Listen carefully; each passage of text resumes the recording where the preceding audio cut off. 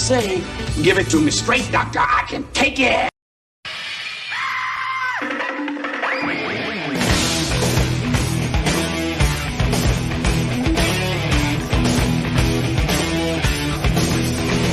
Get the chocks out from under the wheels. Flaps up. No offense, Margaret. Contact. We're off. Brum, brum. Doctor, doctor, give me the news. I got a bad case of loving you. Oh, what heights will hit? On with the show. This is it. Wow, the doctor is in, baby. We got breaking news. The wins just keep happening. The Supreme Court has struck down affirmative action in college admissions. Why does it matter? We'll talk about it. Why is it a big deal? We'll talk about it. Why is the left going to have an absolutely even bigger meltdown than they did over Roe v. Wade simply being returned to the states as the Constitution required? We'll talk about it.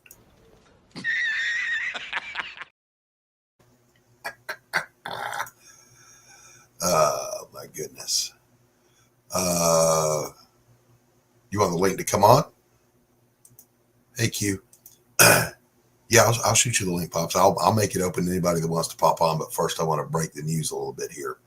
So for those of you who don't know, affirmative action originally was just the whole equal opportunity for employment, where it was illegal to discriminate against anyone for job contracts with the federal government for contractors. It was then expanded by that was under Kennedy, then under Johnson.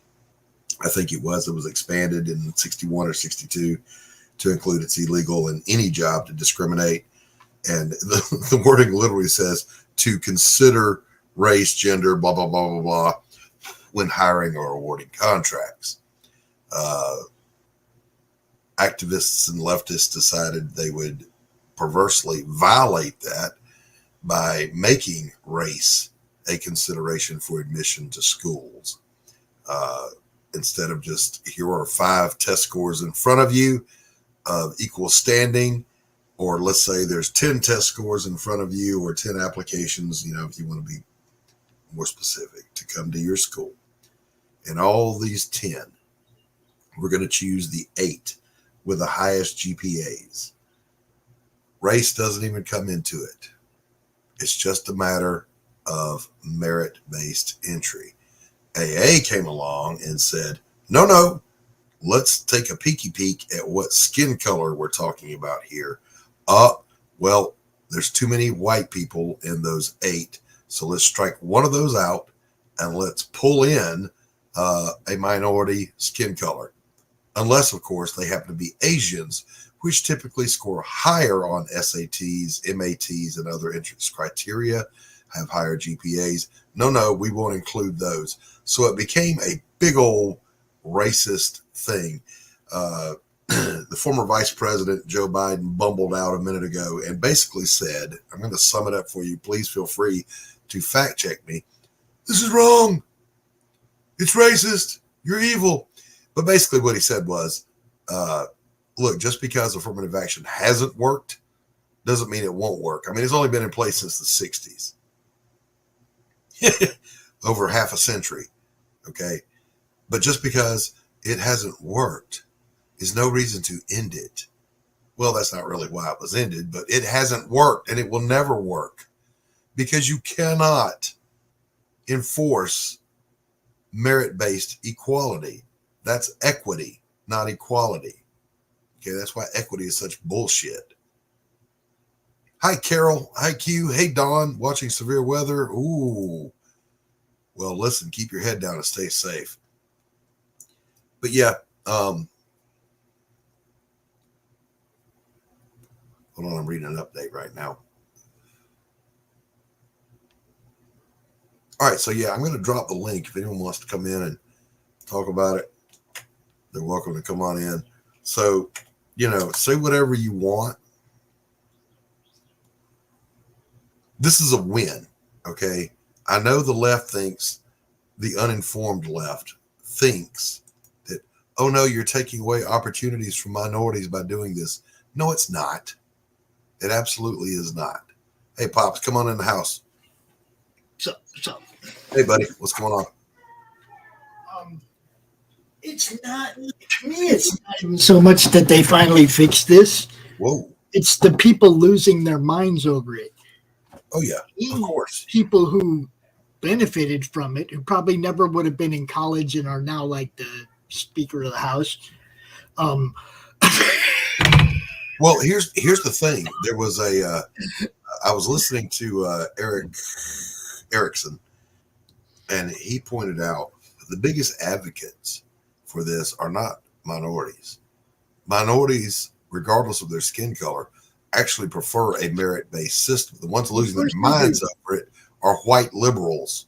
Everybody prefers it except, the politicians who White benefit on the liberals. back end. It's white liberals because they want to feel like they're doing something good. Yeah, well, that's all they want to do is feel like they're exactly. They don't actually do anything. They just feelings, nothing more than feelings. Yes. Hey, Shadowhawk. Listen, it's not enough to want to do something good for someone. All right. This is just a hard and fast rule. I can want to help somebody. That is not the same thing as helping somebody.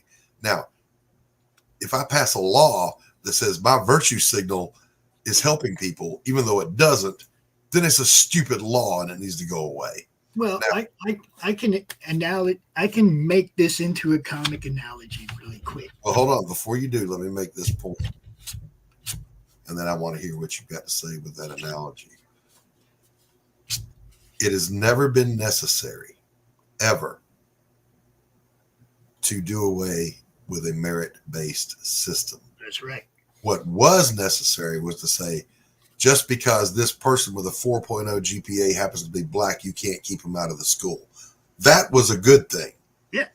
But saying this person with a 3.5 GPA, because he happens to be a minority, can take the seat of this Asian guy with a 4.0 GPA, that's wrong. And that's all the Supreme Court is saying.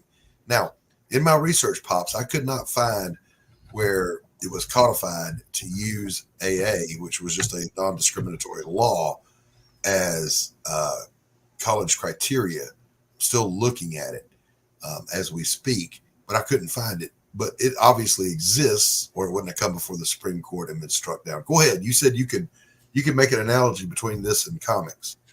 Well, I have a friend. His name's Zin Zing. Mm-hmm. He's an Asian African American. He has a very awesome book called Symphonic Verses, and the art is unparalleled. And this man got where he was on merit. Right.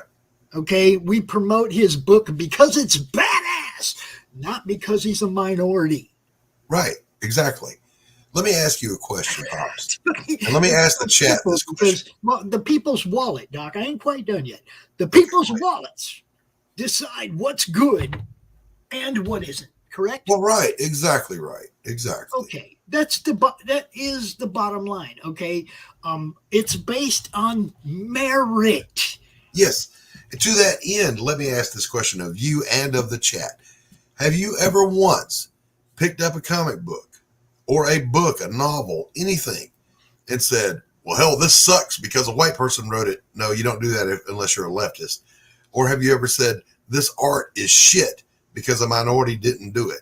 No. There's a guy here in town. He and I are peers in the fine art community. He is a fantastic painter. He happens to be black. When we did showings together, I don't remember once being told, we're going to give him more wall space than you get, Doc, because he's a minority. Fuck no. That's not the way it works. It's not the way it works. It's how good is the art? How good is the story in one of our books? Yes. Okay. And that goes the same with when you're looking at a college application. Okay. If it didn't have a box to check, you wouldn't know what color that guy was. Exactly right. Exactly right. Okay. And you'd have to choose on merit. Now, keep in mind, boys and girls. Isn't that how you hire? Back in the day when we had to go apply for a job in person? Yes. Right? We got looked over by other people, and they were white, they were black, they were Mexican, they were whatever. It didn't matter. They were probably more qualified for the job. Yes. Did you know, by the way, in my entire working life, I've had exactly one white male boss. One. One. I've had minorities and I've had women bosses. All right. Never once did I give a crap what bathroom they use or what color their skin was when I worked for them. It was, were they a good boss or not? And did they pay? Yeah. And what does it pay? Did they pay? But you know, we look at ISIL, millions on a book by an African American, and the people that are supposed to be lifting minorities up lose their fucking minds. I mean, that's mind-bending to me. Hard. I want look. If you're a creator and I'm going to buy your book, I want you to work hard at it. I want to know that you cared about what I thought. Right. Okay. I don't want you to hire just anybody that's a clown to draw your book. Exactly. I don't care about the skin color of the artist. When I was growing up and I was reading comic books, first of all, I didn't even look at the bottom to see who the artist and writer was. Exactly. I've said this many times. It's I how didn't good know was the any of story. these people were till I started doing this. Right. Now, when I grew up, I started looking. But just to say, okay, I like this guy's art. I don't know what he looks like. This was pre-internet. Yeah. I didn't know what color George Perez was. I didn't know what color John Byrne was. I didn't care. Didn't care. That's the whole point. That's what people are missing. It's like, if it's good, it doesn't matter. Exactly right. This is the entertainment industry, okay, that we're in. Okay, if it's good and people like it, who cares? Right. The link is in the chat, boys and girls. If you want to come in, come on in. Feel free to share your thoughts on the issue. This is the second big win by this. Well, it's actually the third big win by this Supreme Court. I got to turn my air on, y'all. It is. The problem is the South. It's hot. The problem is that the leaders on the left just encourage everybody to ignore anything that happens anyway. Oh, just don't listen to the court. I've heard it 100 times. AOC was out there today whining about it, and acting like I'm figuring she probably got into college on AA. But listen, hear me on this. This is a big one. All right. I am sick and tired of hearing the co-equal branches of the government deride one another. They are co-equal branches of government. Welcome, Dawn. Hey, boys. So it is absolutely not the president's place. He can come out and bitch about a ruling, but he can't come out and say, we're going to do something to override it. No, they're the final authority on what the law is. Yeah. Congress makes law. The executive enforces the law. The Supreme Court rules on the law.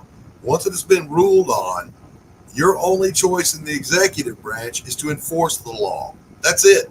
The part I like is they're all saying, respect the court until they say something. The decision goes against what they want. Right. Then it's don't listen to the court. Now look, you can't play that both sides of that coin. Yeah, but so the same people. These are the same people that say, well, Roe versus Wade is the law of the land, so deal with it. Well, then it gets overturned. It's, wah! Well, no, wait. It's the law of the land. Deal with it. Dawn, how are you doing today? Well, the wind kind of died down, so I'm like, okay, we kept power, so I thought I'd hop on. Well, cool. Nice little storm. There's tornadoes south of us, though, yet, but. Let me ask you, Dawn. When you are in a car wreck and you go under the knife of a surgeon, do you give a shit what color their skin color is or what bathroom they go to? You've heard how many doctor's appointments I go to. There's doctors I can't say their last names. I don't care as long as they're a good doctor. I just want the best possible doctor. When I get on an airplane, I don't want a diversity hire. I want the pilot with the most experience and talent and skill. Yes. Mm-hmm. I mean, there are. I mean, and this is my opinion. And granted, I was not born yet when it happened, but from what I've gathered, is that when affirmative action started, it was needed because there was a lot of discrimination. If you're hiring a bodyguard, are you going to hire the little weak guy or the great big strong guy? Right. Well, and that's kind of where let me talk, Pops. Go ahead. There was the discrimination that it was to get people to go, hey, you need to look at this person not because of their skin color, not because of their nationality, not because of their gender. And it was to get people to not be douche nozzles. And it turned into people now being douche nozzles because they're using it against it instead of doing what it was for. I think, in my opinion, I think it did what it was supposed to do, and now it needs to ride into the sunset. Well, yes.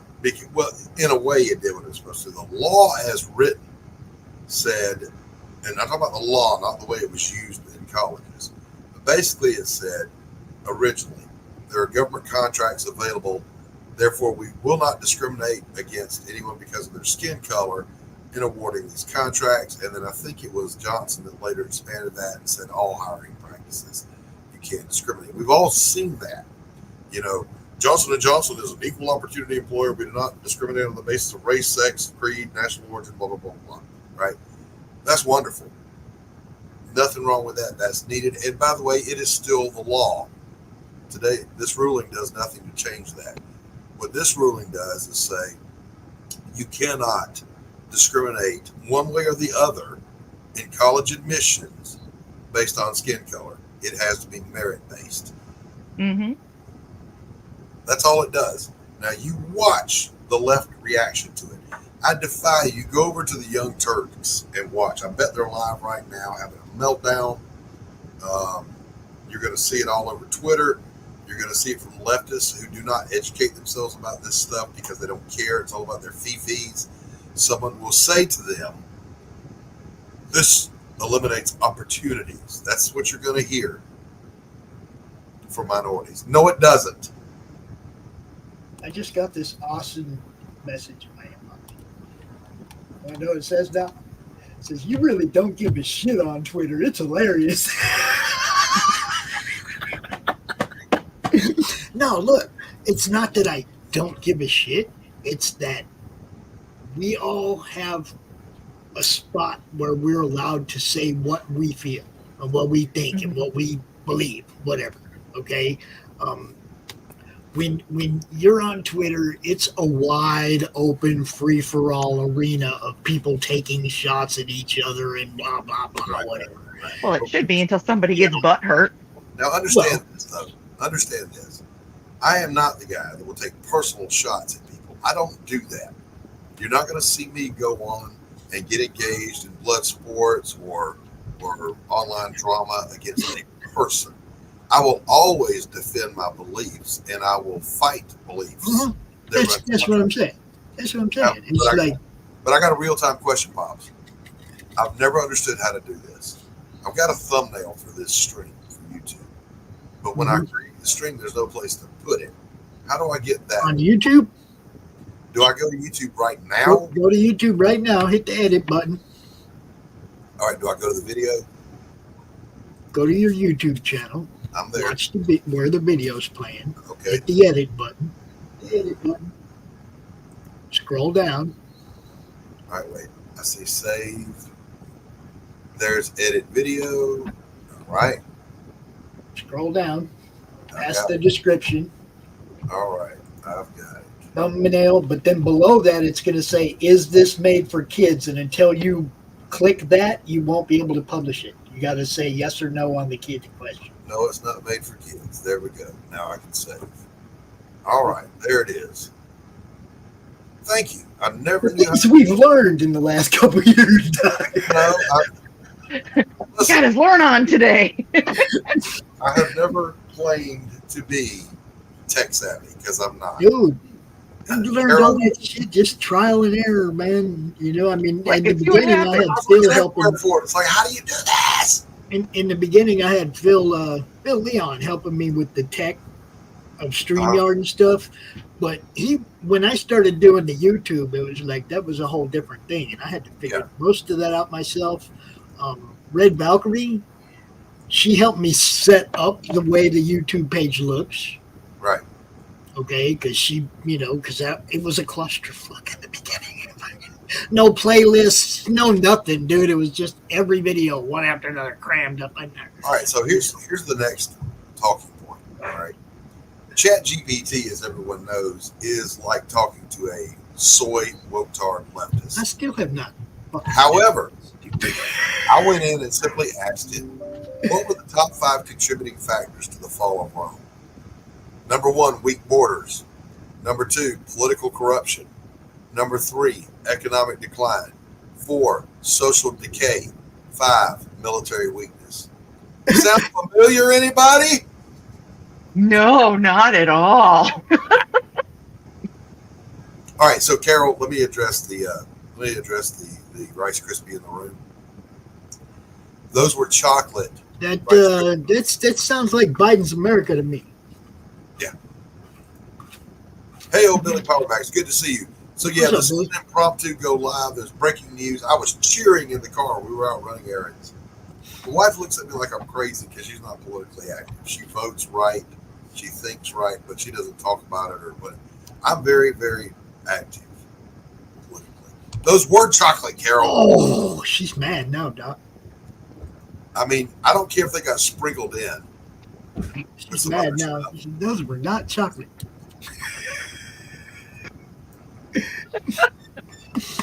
So yeah. I didn't even make a pot of coffee to come on, y'all. I made a thumbnail as fast as I could. Said I got to go live with this. I want to get my 2 cents worth in before the left establishes their talking points, because they're Can done. I bring up another news story today that probably might not have got across your table yet? Did you hear about Joe's burner phone? Yes, I did. Okay, well, now everybody's out there praising John Solomon. Oh, he's a treasure for bringing this to light. I'm like, no, he's a weak bitch because he should have played Joe. Hey, Joe, we got some more money for you. Which account do you want us to send it to? We could have ended this whole thing once and for all. Here's the way this is going to work, though. All right, I'm going to No, he prognosticate. just let him off the hook, dude. He had him, and he let him off the hook. Listen, first of all, Billy, that's one of the better questions I've ever heard. Exactly where are we at with Build Back Better? But if you ask them, according to the White House, we're all doing better than we've ever done before. Yeah, where we are in the Build Back Better is we're still in the teardown stage. Right. Now, he ain't started building back yet. Now, I am a pretty good prognosticator. I have predicted accurately the outcome of every major election since 1980. All right. So here's my prognostication. I like using that word, by the way, for what's going to happen. Picking the last one was just knowing they rigged it, Doc. The other day, we saw the media in the White House briefing room actually turn on that idiot press secretary by asking actual questions and grilling hard. And it was several of them. They kind of dogpiled on. They never did that to Obama. Never. It was always, how do you feel about being the president? What's your favorite ice cream? You know, all these stupid ass questions. This is a sure sign that no matter what Biden says, he is not going to be the candidate. He's not going to make it. But I don't think they did press conferences daily back then like they do now. My prediction is Gavin Newsom is going to be their next golden boy that they're going to try to run. Okay. That's not going to work. He's got too many haters in his own state. Well, yeah, he's going to lose horribly unless, of course, it's not the freest and fairest election ever. I don't know. I mean, Joe had the support of the party. I don't know why, but he did. I don't think Gavin would have the support of the party. He's messed up too bad over there, man. That's supposed to be their example. And it's 50th in income right now. Let's bring in a guest. Hello, Carol. Hello. Hi, Carol. Hi, Carol. I have nothing to add to this conversation. I just wanted to be here to annoy Doc. You don't annoy me. What is cosigner and fence sitter? Yeah, we'll talk about that off air. Okay. All right. We will. So already I'm asking the hard-hitting questions. to get a no comment. So Did you say Utes? Yeah. You can ask me anything, Doc. You'll get the hard answers. Everything that guy just says is bullshit. Oh man, I've had a morning. You two are on fire. so there is Look at what's pinned to my Twitter right now. The top thing is, I think, don't engage the trolls. Don't engage the trolls. Don't engage the trolls. Don't engage the trolls.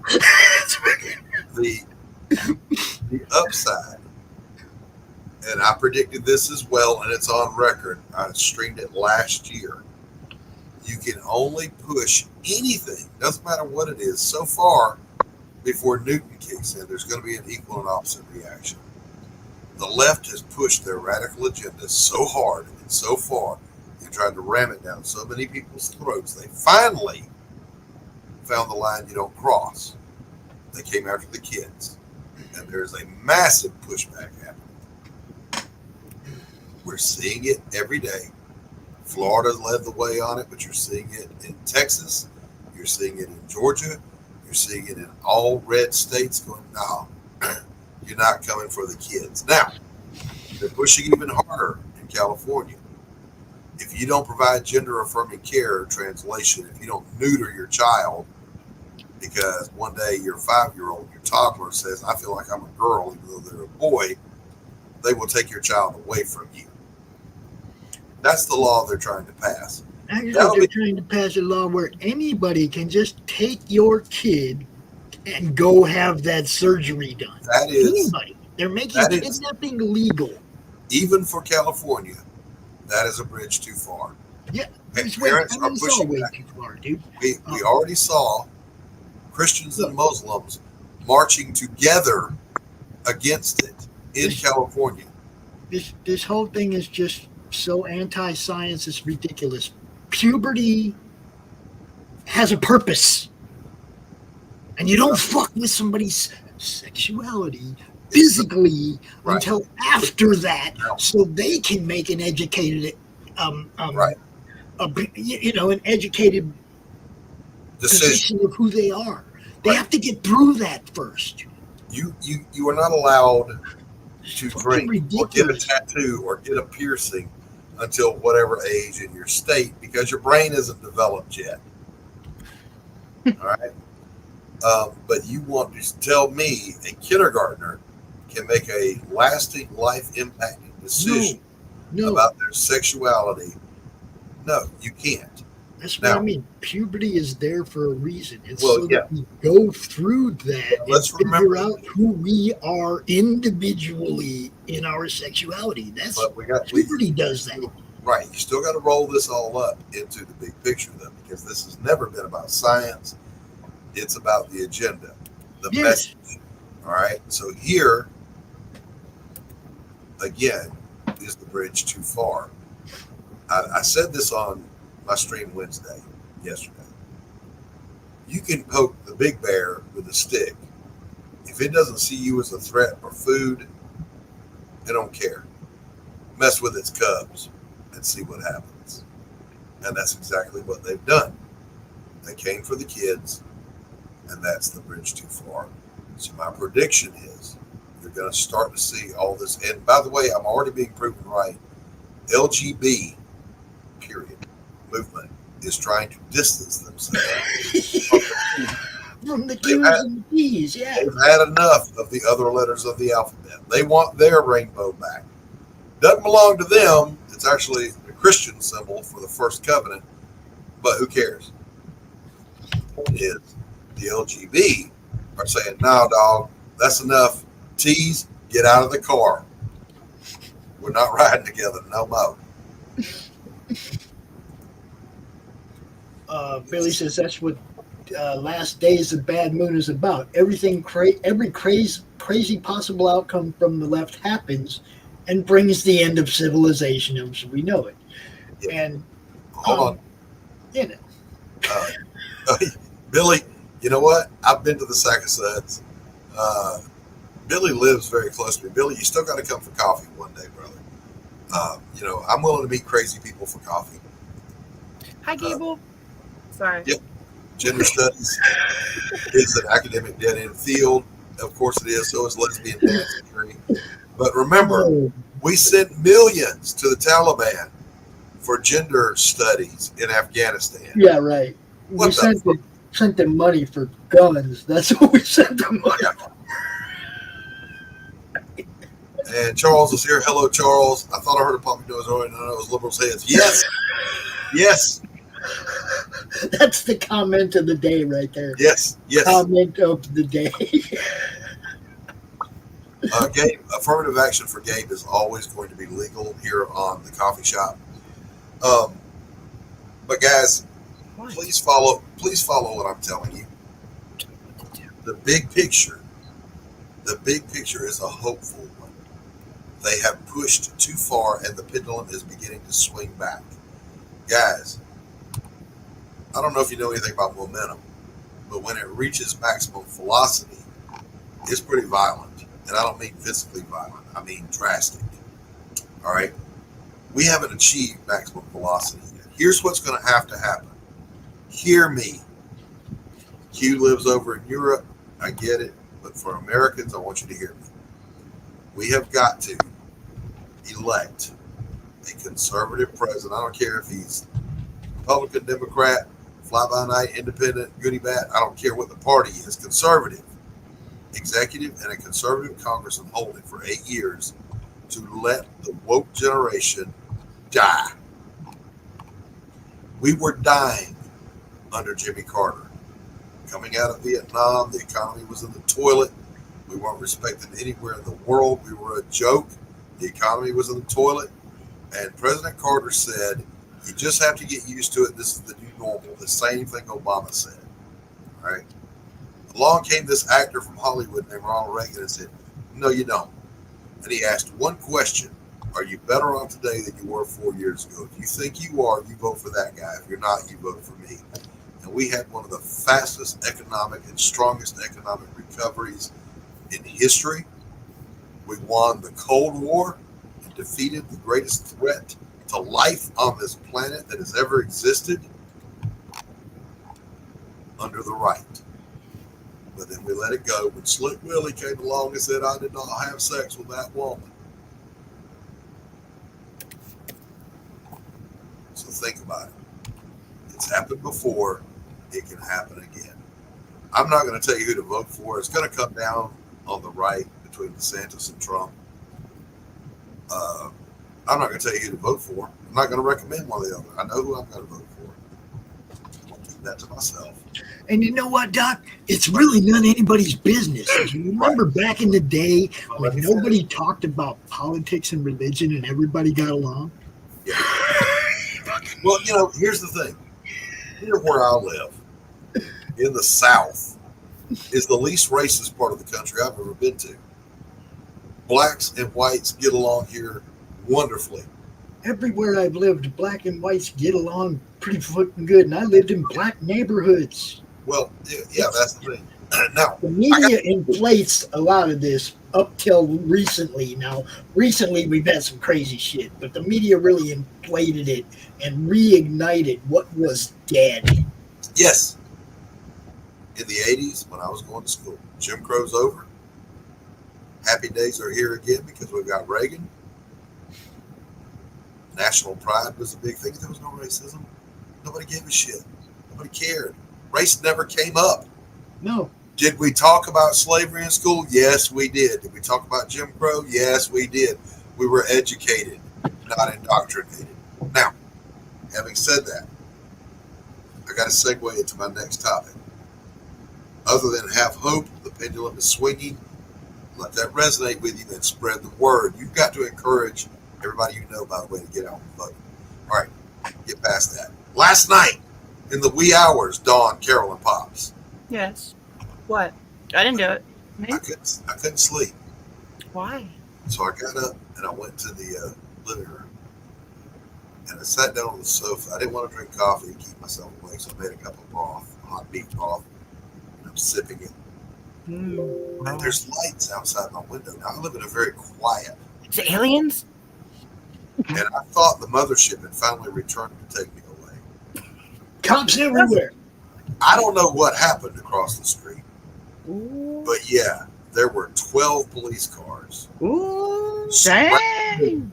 surrounding the house across from me. They was at the wrong house. They was there to rescue me.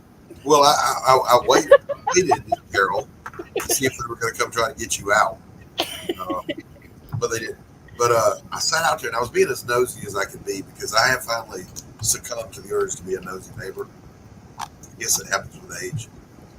Yeah, my lawn. Yard. And I heard 3 distinct statements from a female officer whose voice carried. The first one was, I can't find a bill or anything in this house that associates him with this house. Ooh. I don't know what that means. The next thing I heard was blah, blah, blah, blah, blah. I heard the number 5, blah, blah, blah, blah, blah, and 4 machetes. It's not illegal to own machetes, but okay, that's what I heard. And the last thing I heard was, make sure someone takes custody of the dogs. Oh. So, apparently You have dogs now. got arrested. And it had to be serving a warrant because it wasn't the 2 or 3 cars that show up for domestic disturbance in the middle of the night. And they were there for hours. So this had to be a search warrant execution. And I'm wondering now, so I told the wife, was he cooking meth? Was he hiding bodies in the basement? Was he a terrorist? Don't know. You would know if he's cooking meth. There would be a special truck out front, and they'd be wearing special, and they would evacuate the street. Well, hold on. Let me finish my thought. Wait. Carol's got a secret passage to that basement. I'll give you the floor in a second.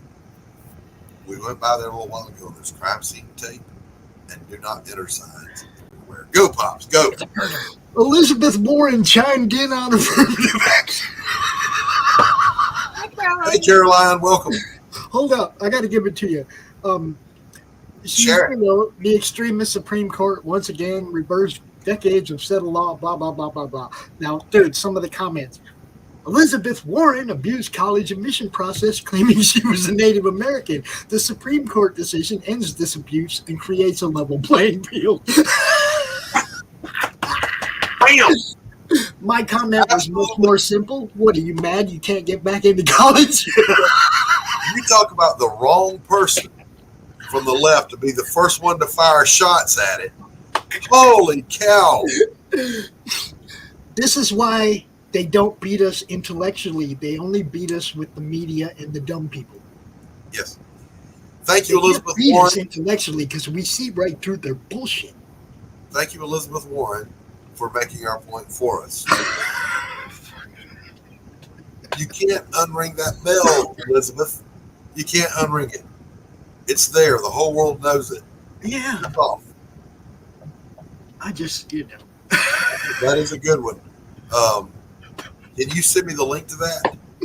I can do that, yes. Right. You know I'm going to put that up on my Twitter.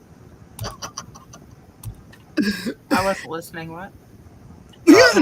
Elizabeth Warren came out calling the radical racist Supreme Court out for doing away with affirmative action, while she used affirmative action to pretend to be an American Indian to go to school and to get tenure as a professor. You can't make this shit up. But hear me. She's giving herself another injection right now. Hear me. People on the left who do not bother to read or investigate or adjust their thinking will fall in line behind her and go, oh. When all it takes is the least amount of logical thought, reading of history, and understanding the issue. Here's another good one. But you won't fight for my Asian daughter or every other Asian American who is being openly discriminated against. You're pathetic and racism is disgusting. Oh, they're just slamming her, dude. Every comment. Yeah, good. And you Every were quite comment. right, Billy. Listen, I don't trust any politician as far as I can throw him. The only appeal Trump had for me was he wasn't a politician. And listen, I cringed every time I heard him speak. but he didn't put a foot wrong with what he did, and every action he took benefited America. Okay, here's another one. When people get used to preferential treatment, equal treatment feels like discrimination. Bam, exactly right. Mm-hmm. Now, let's do a little good idea and bad idea. You ready? Here we go. To determine if you're on the left or the right. If you think inflation is a good thing, you're on the left. If you think inflation is a bad thing, you're on the right. See how easy? If you think the Second Amendment was just a suggestion that can be overridden, you're a leftist. If you think the Constitution is a document that was meant to be amended until it no longer bore any resemblance to its reality and its founding, you're a leftist. If you think that there's no difference between a man and a woman, you're a leftist. You're way leftist. I am not a man.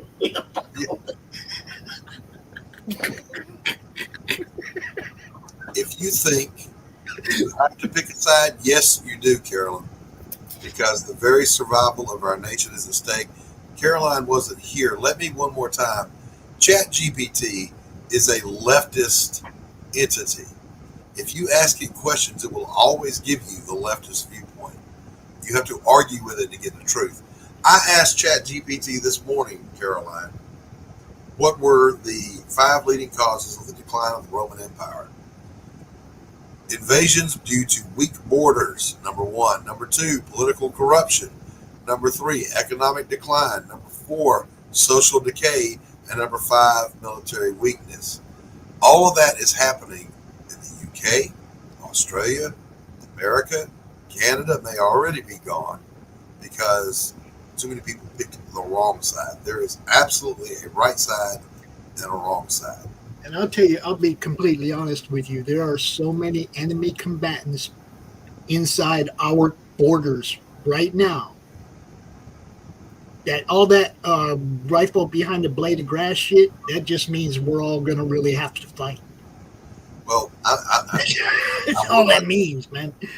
I'm not going to comment on that degree of it, but I will say the United States is unique among every government instituted by men in history in that our founding document is supposed to be the bedrock of our governing body of our nation, and it was designed to limit, not empower, our government. Mm-hmm. So It's supposed to protect us from them. It's supposed to protect us from them. That's what the Constitution does. And every time they do something to amend it, we lose a little bit more of our protection from said there were government. necessary amendments. The Bill of Rights were the first 10 amendments. But understand this, the 10th Amendment is one of the most important. And it basically says this, Caroline and Q, if you're listening. Anything the Constitution doesn't give the power of the federal government to do belongs to the states. Mm-hmm. Think about that for a minute. The Constitution didn't say a word about abortion. So the Supreme Court finally said 10th Amendment rules here. That's got to go back to the states. It didn't make it illegal to have an abortion. It just said the matter belongs to the states. Absolutely that state right. that you live in, you have to vote for it if you want it. You have to use the process just like the process is supposed to be used. Not manipulated, but used. Now, libertarians will say, just like most conservatives, less government is better. If it ain't hurting anybody, do it. That's their viewpoint. But where I disagree with my libertarian friends is that they don't believe in a strong national defense. They say it's none of our business, live and let live, let other countries do what they want to do. Except that attitude applied to, I don't know, Nazi Germany, not really a good idea. That idea applied to the Soviet Union, not a good idea. That same ideology today applied to China, not a good idea. Okay? You have to stand for something. And like Reagan said, we have peace through strength. Mm-hmm. Muggers don't attack the big armed guy at the ATM. They go after the little old lady, right?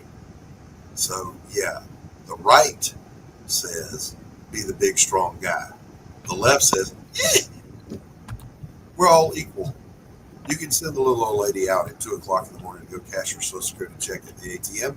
She'll be perfectly safe. No, she won't.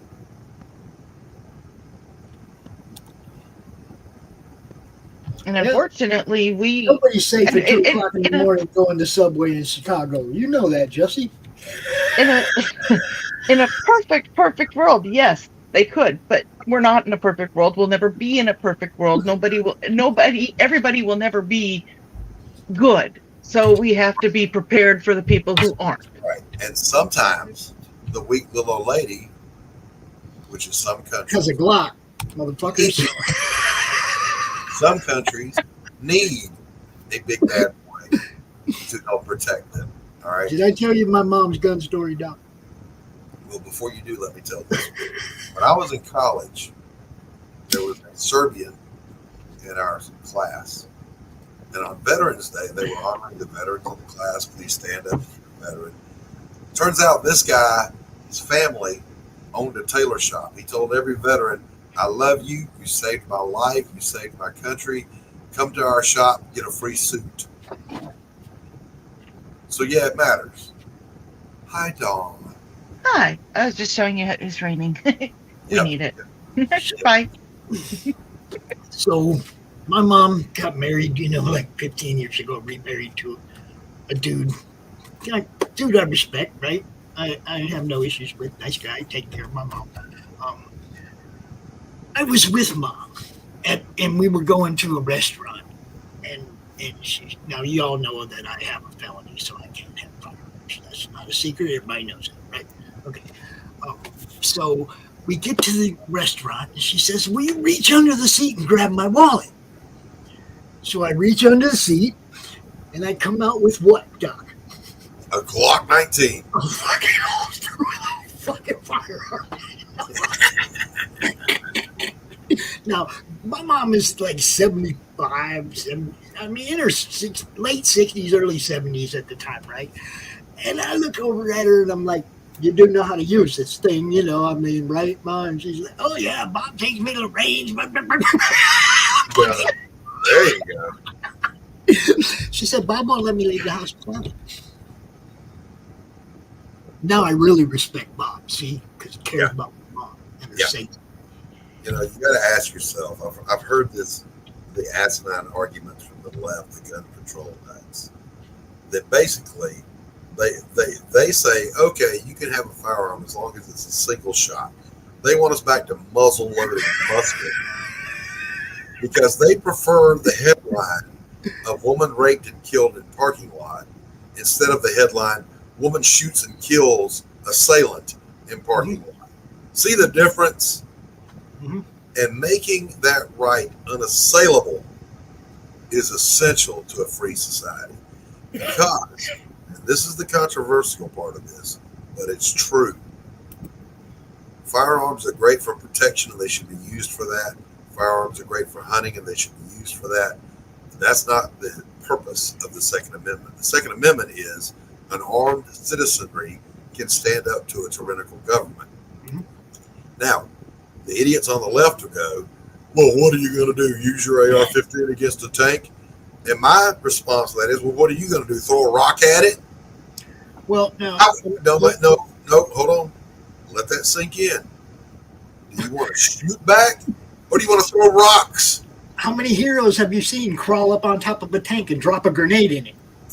This is true. Yeah, you take on whatever you're assailed against. That's where heroes come from.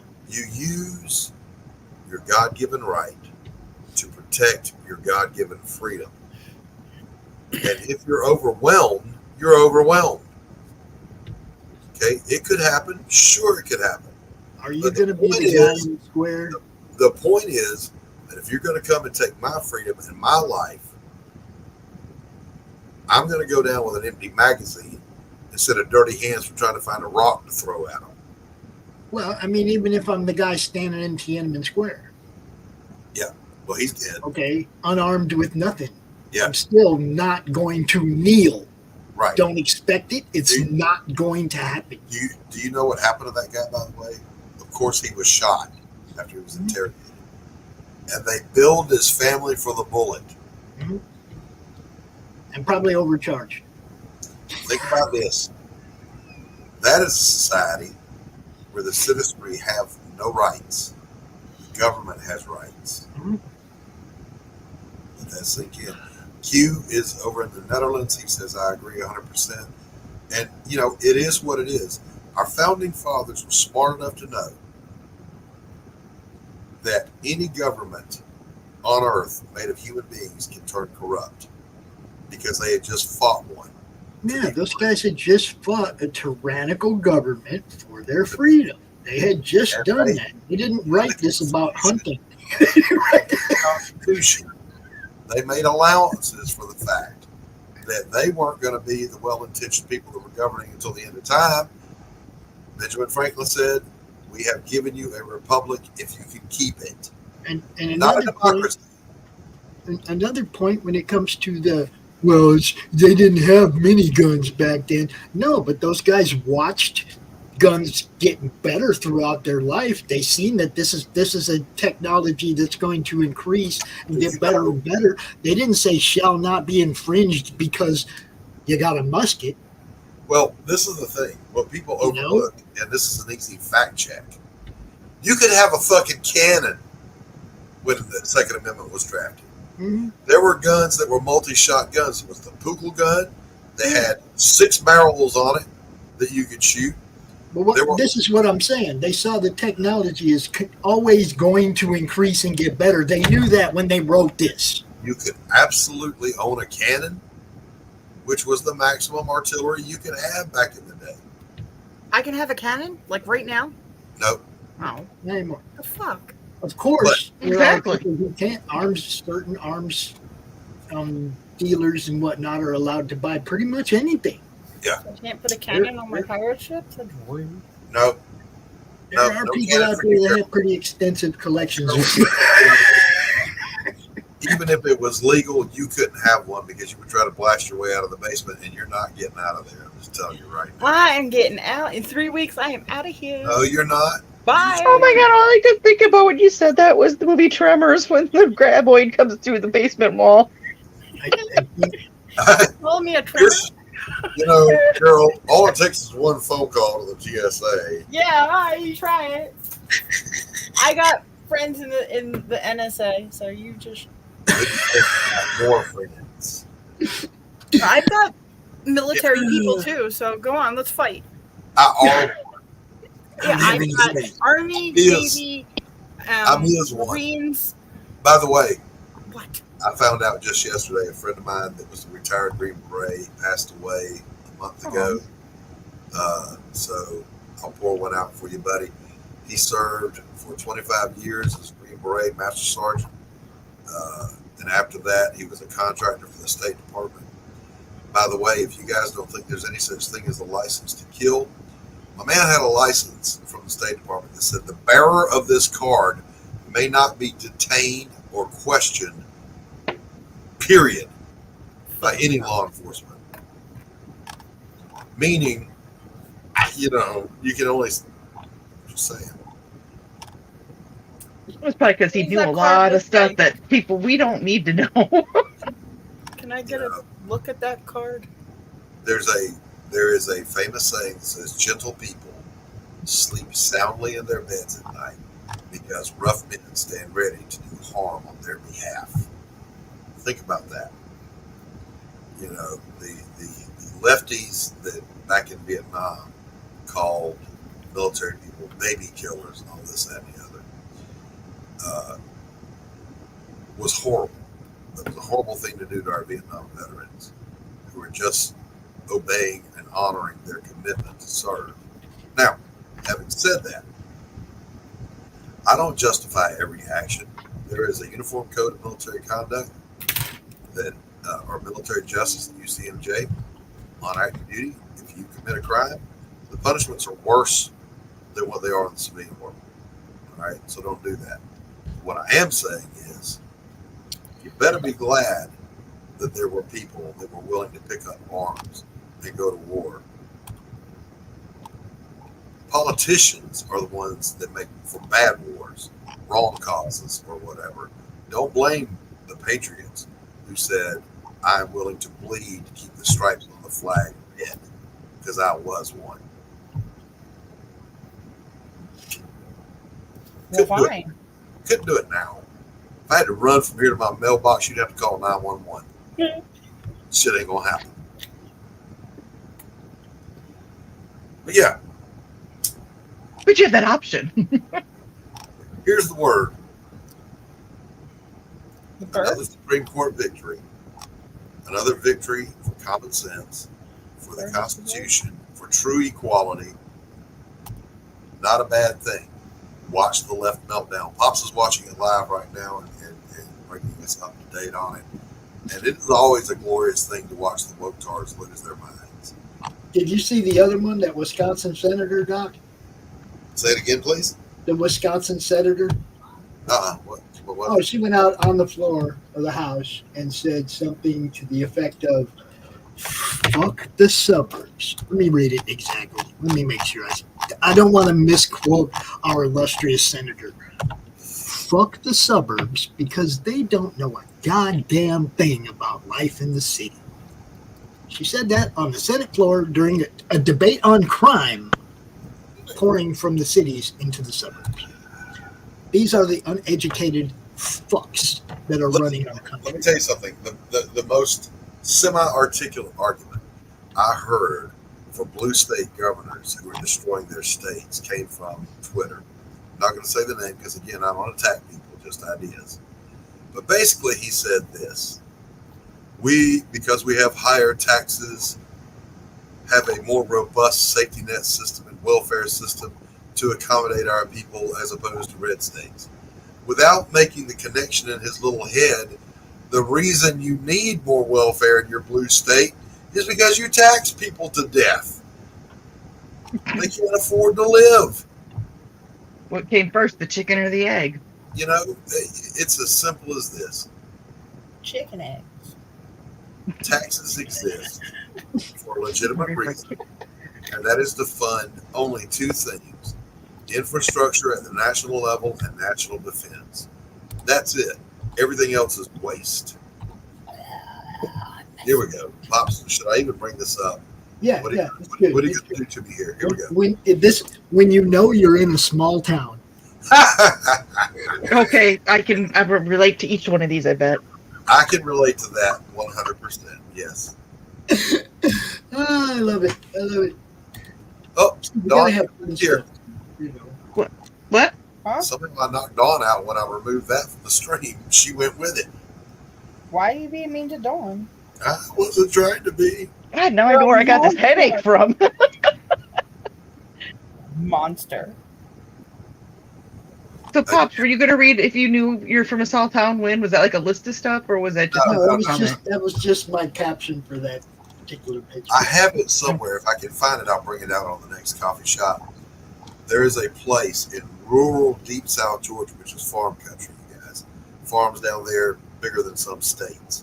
You're a farm.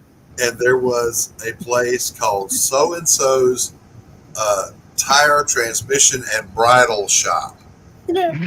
Wedding dresses and transmissions all in one shop. Well, you never know when you're gonna need that. You know, This is where it comes down to you needed to have a 2-person income in order to survive. He was working on transmissions and she was doing dresses, or the other way around. no, to pay for the transmission, you had to get We got breaking news. Breaking news. Hold on. I'm answering a question from the chat. The chicken or the egg? If you're a Christian, you know it was the chicken. There you go. All right, go ahead. Suspicious package at the Supreme Court. Of course. Now, look, for those of you who don't understand the term suspicious package, people in Israel have known it since the day they were born. You see a suspicious package, an unattended package, you fucking run because it could be a bomb. Okay? That's what we're turning into now. Our society, you better learn to run away from a unattended backpack or something like that you see that just doesn't look like it. Wow, somebody just left their suitcase. Yeah, I'm going the other way. I'm not going over to check out who lost their fucking suitcase, because when it blows up, I'm not going to be the guy standing next to it. But when it is nothing in there and it is literally just a suitcase, that people are like, "Oh, you just made a big deal out of nothing." That's better than getting blown up. Yeah. Right. But that's one of the issues today I just have with people in general. It's like, why not be safe than sorry? Israel. That's what I'm saying. If you see an unattended backpack or something nowadays, especially around a federal building or any controversial thing, a statue, look, if you see a backpack, just go the other way and tell other people to get away from it too. Israel lives in a state of constant war. They have enemies all around them. And Benjamin Netanyahu, after 9/11, came and Why is this button not working? And he said, America has got to learn to live the same way we do. Now, that leads into the old saying that easy times breed soft people. Yep. Soft people. And there's all these press there, and all these protesters and shit. People create hard times. Hard times create hard people. Right? There's all kinds of. We are coming out of soft times and entering hard times. We need hard people. We need strong people. There are all kinds of people out in front of the Supreme Court building. But all those strong people are in their safe spots right now. No, all them press, all them people, all getting told to get back, to leave, move back, move away. And there's no urgency because they don't understand. They just don't get it. Gotta go. You get pushed off. You gotta Now, go. understand this. Okay.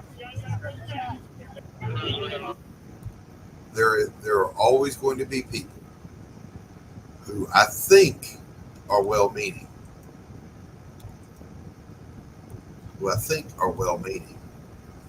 Who will protest anything because it feels okay to them. But hear this. In psychology, cognitive behavioralism, rational emotive behavioral therapy, we always work toward reconciling what you feel with reality. That's mental health treatment. If you think with your emotions instead of your brain, you are never going to survive in the world. Hey, Billy, welcome back. Apex, what's going on, buddy? I think I live in my little house all by myself and not try to deal with people. There's the link one more time if you want to come in and comment. Yeah, I think he's getting sick of me. Who? You. That's right. I'm just being a sarcastic. I know. I do. Learn this about Doc. Doc does not gatekeep people. I gatekeep assholes. You're not going to come in my house and shit on the floor. I'll do whatever I want. And I don't fight people online. Imagine what you've done I fight to bad that ideas online. What you said? Can't imagine what you've done to that basement. It's my basement now. A suspicious package, that one probably contains, 14 bottles of soy because it's from the left. But, we lost Dawn. Oh no, bring her back. Hurry.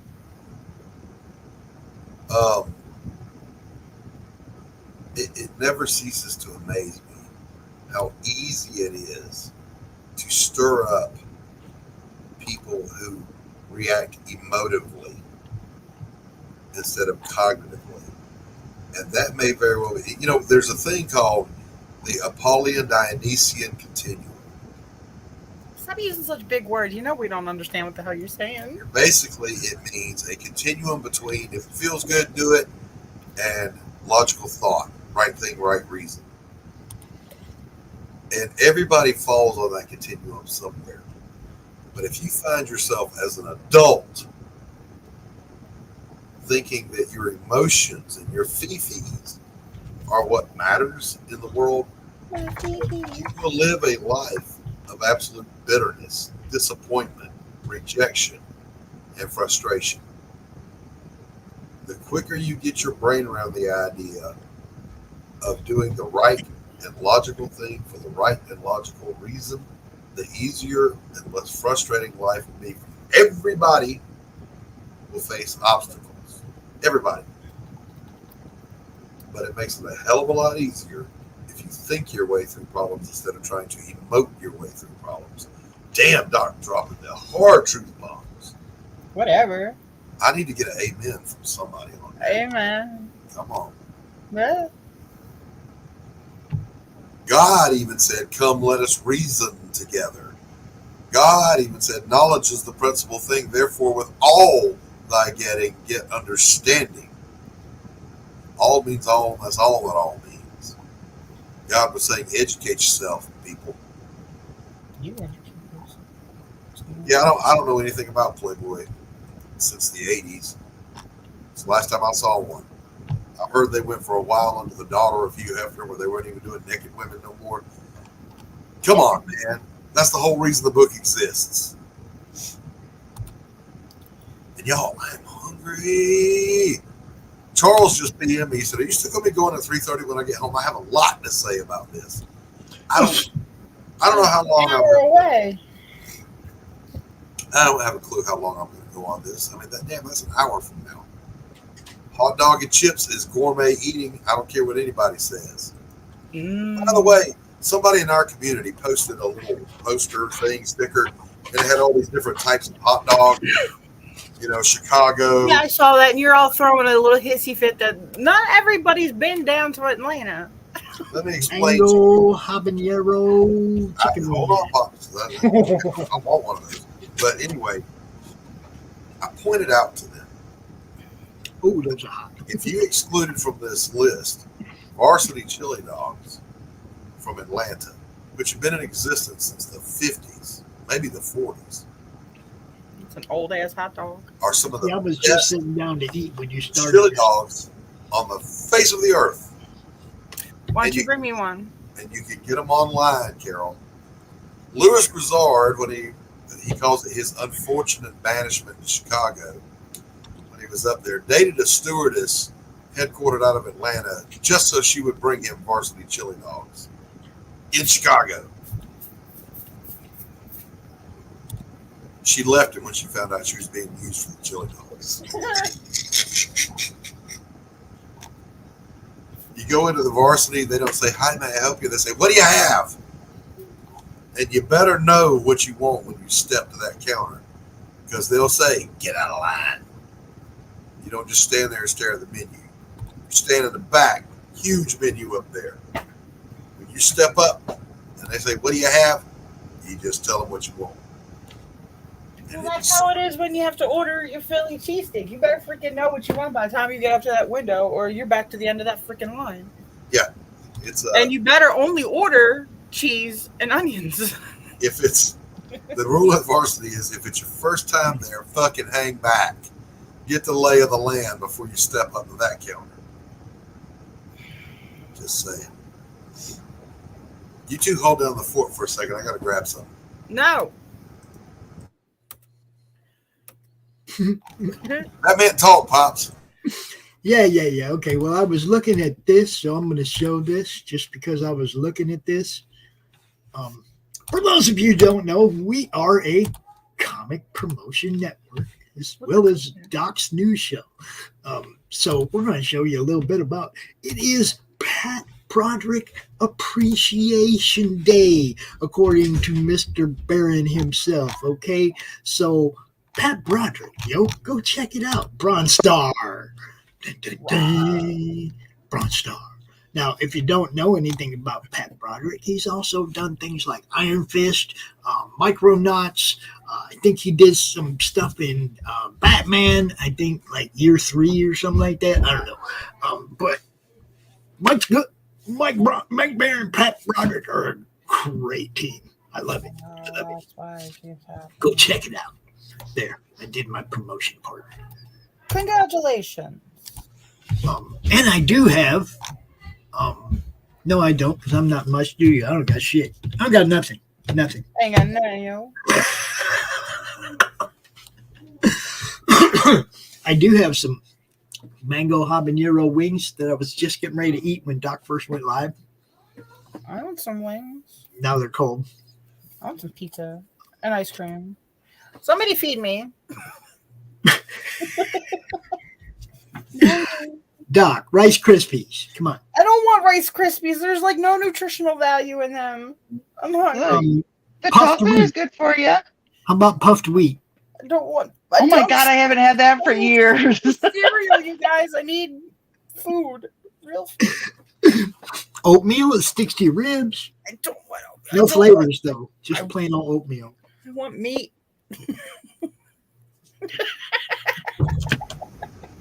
So my blood sugar was getting low, so I went and grabbed a little bit.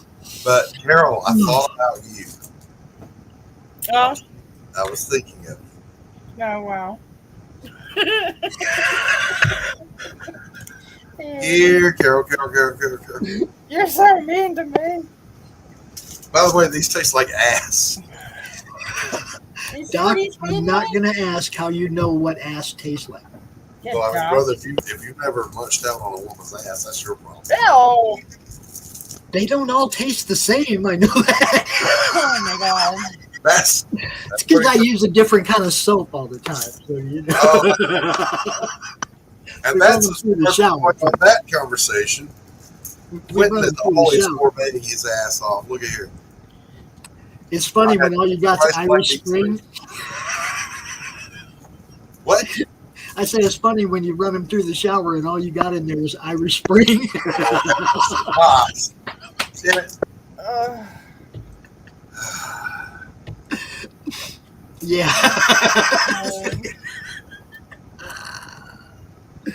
A headache. See, Apex gets it. Yeah. Wash your ass like a big boy. All right, we're getting sidetracked here. We get sidetracked? No. This is absolutely 100% a purely political stream today. No apologies. Blech. I didn't even play a commercial for my own stuff. That's okay. I still talk about Pat Broderick and Mike That's Merritt. all right. I don't give a shit. All right. No problem with that. I have a problem. It's a habit. Is if I see something I like, I share it. That's my own affliction. I have no problem with that. But what I want to emphasize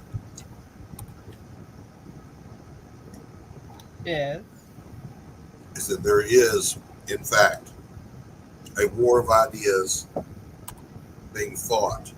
And the last stand is right here in the USA. I have several friends in Canada, several friends in the UK, several friends in Australia. You stay out of Australia. That's my country. And they hate what their governments have done. And we hate what our government's done. The difference is they can try to shut us up, but only for so long.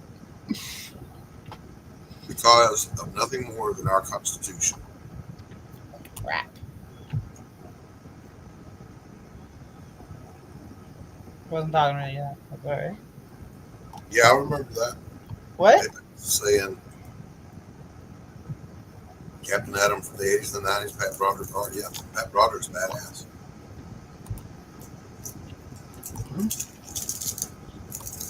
All right, Carol. What? Could you stop snapping at me? Look what I have for you. I know. I'm starving. I mean, that's almost double your daily allotment right there. It's like triple my monthly allowance. What are you talking about? I popped out because I got a call from Ted, and he's at work, my SO, and he said it turned green downtown where he's at. Nothing happened, but it turned green. But yeah, he just wanted to let me know he was okay. Turned green. It turned green outside. That's cool. I mean, it's No, spooky, it's but it is though. Yeah. Nature is so cool. And now something got knocked out. They want him to go up on the roof, and he's like, "Oh hell no, not till this is done." I'm jealous of Doc and his tornadoes. Don't be ever jealous of a tornado. I'm not saying I want the damage. I would just like to witness one in person. I love me a violent. I live in a little valley, Carol, so you can't see shit out of it. So Well, but I mean, you still got. I mean, I don't need to. I mean, yeah, I would like to see the funnel, but I mean, I just like very violent weather. I always have. I enjoy a good thunderstorm. My neighbor got a picture of the one that hit us up the hill. There is a Tractor Supply, and there's a picture of it, and the damn thing was gigantic. That's so cool. I mean, it was just one of the big things. It was an EF3. Ooh. So I can't even imagine one of those EF4 or 5s, that get out west. Yeah, like I'm not all about the damage and the lives that get lost and stuff like that, but I do like to watch violent weather. Not one person got hurt, and we had a total of 5 tornado tracks come through this little county. Well, that's with my parents, the one that hit their town. That if that would have, it was only an EF1, but the town's only 1,000 people. So if it would have tracked just a bit more north, turned north, the town would have been gone. And then the one in Washington, Illinois, that hit about 10 years ago, that we took damage on this side of the river before it dropped on that side. Drop the house on you. Oh. Drop those links like they're hot. That's why I hand out wrenches. Ranches. Look at my ranch. Scooby Dooby Doo. Where are you? I'm coloring, so whenever I color, I sing Scooby Doo. There is no such thing as positive discrimination. There's no such thing as diversity, equity, and inclusion. They're just euphemisms for discrimination that some support. Colorblind society is the only goal. Everything else is a new form of racism that we must all deal with. Mm-hmm. Is that your kitty cat? Yeah.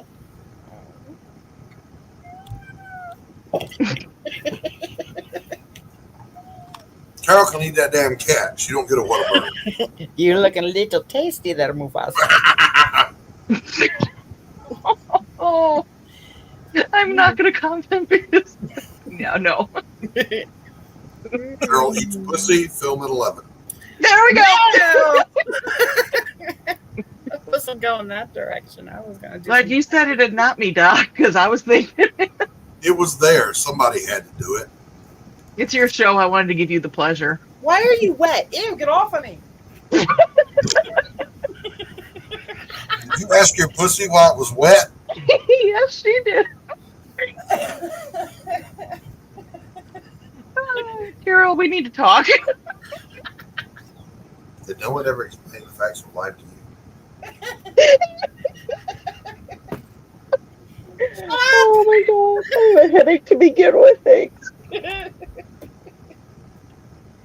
Ever since I got dead people put in my neck when storms push through, I feel sick. And before this, when it was coming through, I'm like, I'm either gonna puke or pass out. I don't know which.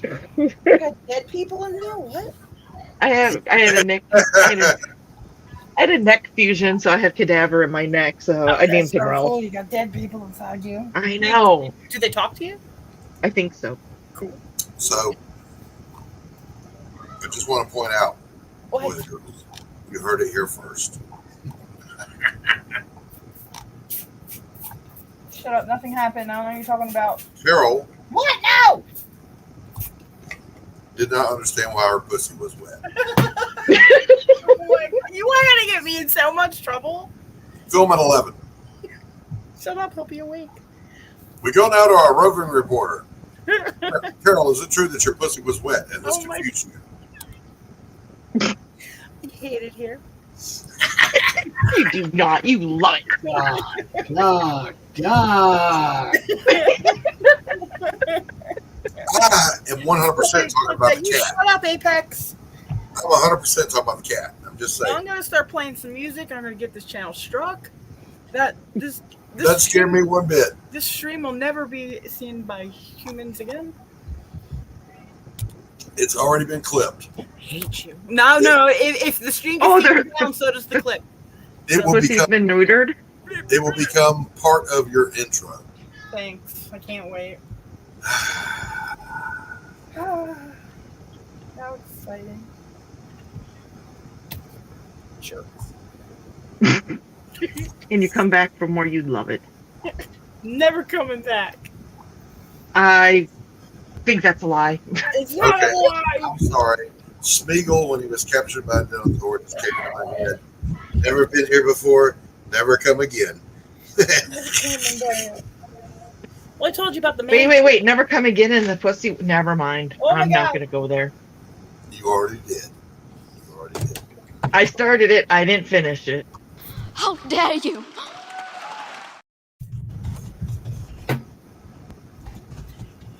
Let's take out the trash.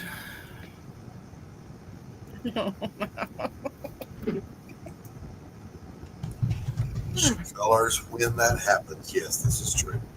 Yes, Q. Well, as you can see, I can skillfully walk the line. Rich would go just blow right past the line. It would, Rich doesn't know there is a line. yeah, it would degenerate into something wrong. Rich is blowing the line? Ew. Poor Coke. Lines blow. There's something there. That's what I said. Poor Coke. Now I'm thirsty.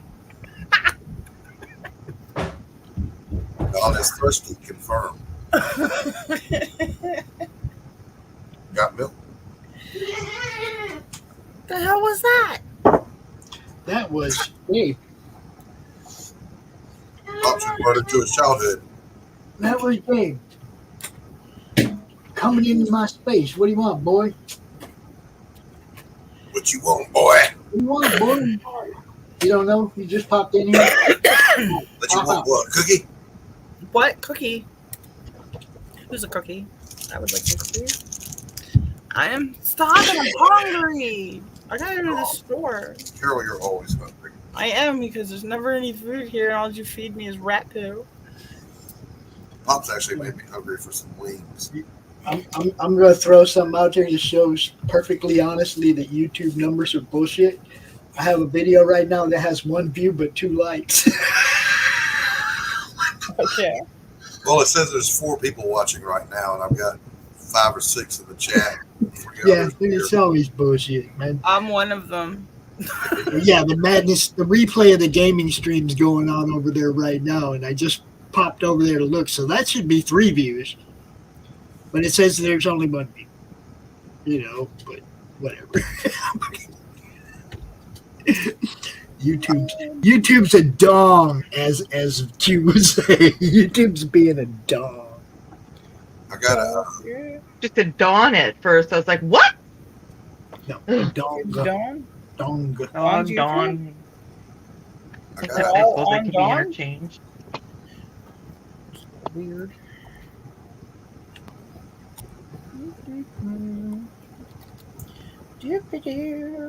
Oh, and Smiller, I really don't give a shit what you got to say, bro. Ethan's a better artist than you are. It's fucking, I'm just kidding. Just stop, dude. You're not helping your position. whoa. Wow, what is Miller doing now? Oh, he's over there arguing with Ethan on Twitter, and it's just like, you're only pissed because Ethan's better than you. He's, that's the only reason you're mad. It's like, just shut up and do your Mad, thing. bro? You mad, bro? Yeah. It's just like, he tells me, because that's my stance, because I think Ethan is a better artist than he is, that shows how little I know about art, Doc. Here's my take on all that. I just look at different people's art all day, every day. I was asked if I was going to enter the ISOM fan art contest. And the answer is no. Because if I win, it's bad for my ego. If I lose, it's bad for my ego. Lord knows we don't need you getting pissed off, and we don't need your head getting bigger. Yeah, nobody tell Rich there's a contest over there either, okay? I have never, not since high school, have I competed in art contests. And I never will, because art's not a contest. It's not. You're a contest. I am better than some artists, and there are other artists that are better than me. And that goes I just happen to be the full package because I can also write pretty damn well, and I'm this fucking good looking. Well, we'll make the call on whether or not you can write when we get the book in our hand. Actually, if you want something to read, Pops, I found several chapters of my novel that I thought was gone forever in an old email. In my what's chapters? What the whole book? Well, unfortunately, the rest of it's just gone. If I can find it, I'll send it to you. It lacked about 2 chapters of being finished, and the 4 proofreaders that I've read it, one of them was a publisher who said, "Yeah, we'd like to send you a retainer on this because it's damn good.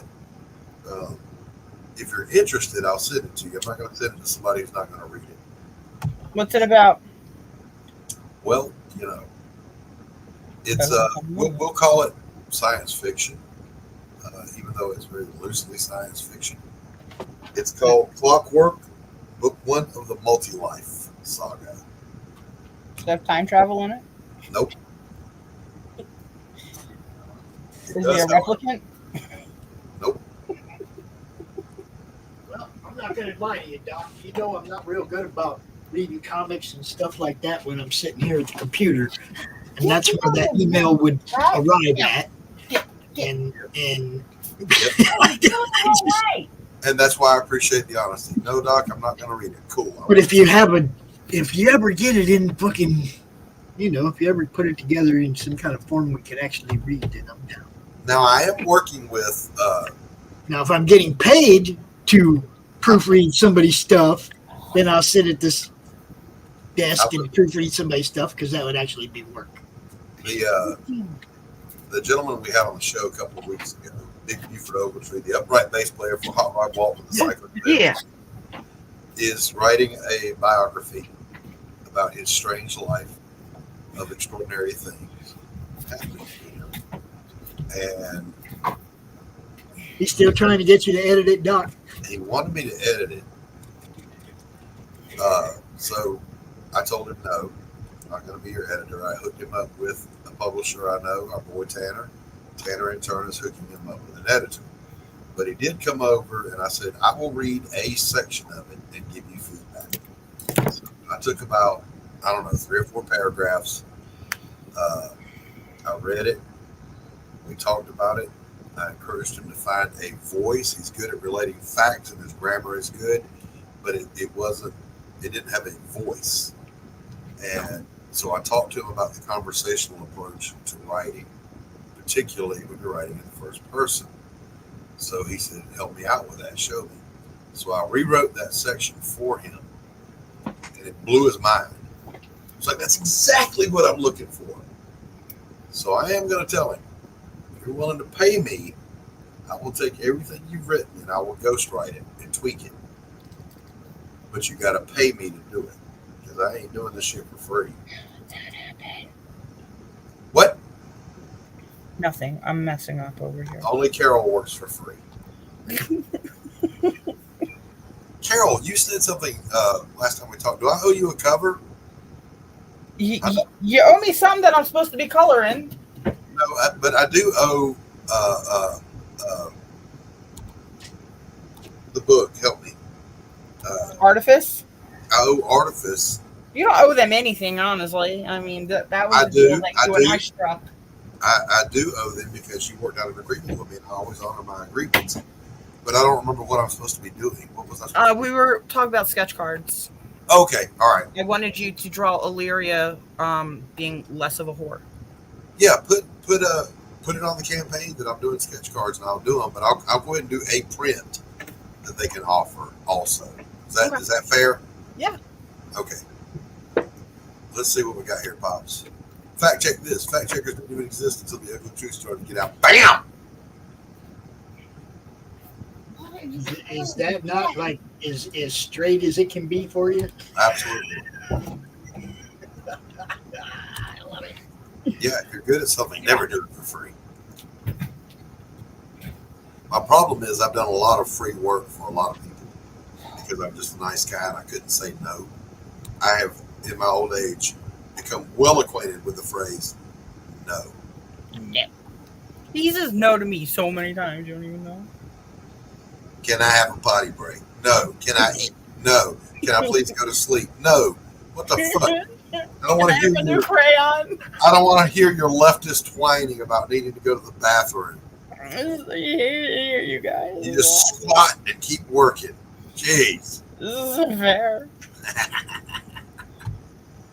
Hey, Carol. What? Send me a recent sample of your coloring work in the Twitter sphere there. Would love to see some of your current stuff. Here, hold on.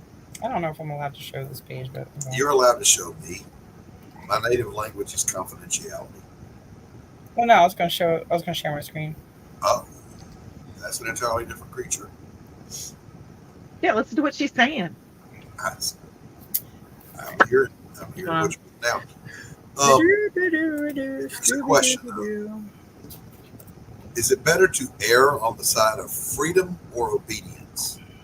Is it better to side with life, or is it better to side with convenience? Is it better? Here we go. Is it better to side with Carol or not? Oh, this is looking good. Yeah, that's the double page spread. I recognize the art too. I know who this is. Yeah. Very nice, Carol. Very nice. Here, I'll show you something else that Okay, do I need to remove this? hold on, let me just bring this over. No, you don't have to move anything. Oh. Oh, I love that. That I did on my own. That's not for anything. I was just bored one night. Oh, Carol, that sucks on levels. I can't even. No, that's good work. Very cool. I drew it in pencil, then I scanned it, and then I colored it. Very cool. Very cool. That is neat. I like that.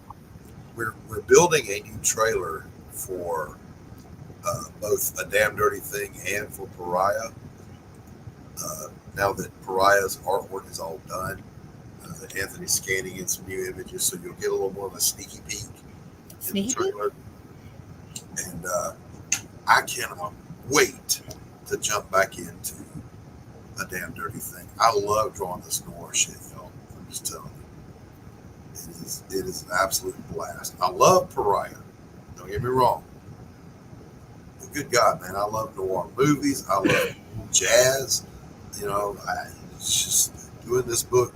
I turn on, if you go to YouTube and just look up dark noir jazz, oh shit, boy, you'll find like an 11 hours worth. I turn that shit on and I start drawing and I just get lost in that world. And I'm sure, by the way, that's the kind of shit that will drive Cat Infinity insane, because all my shit, the styles, the hairstyles, the clothing, all of it looks like 1940s, but they have cell phones. They have cell phones and computers. Yeah, you want to prove of that. Well, you're welcome to pop in, Q. The link is pinned. If you need me to post it again, say so.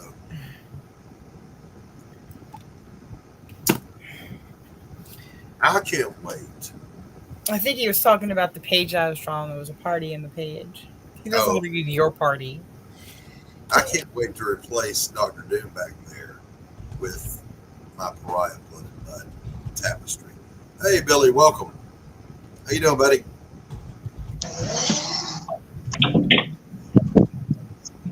Billy? Billy? Doc, what's up, man? What's going on, brother? What's happening, guys? Can you hear me? Yeah, I hear you. How you doing, buddy?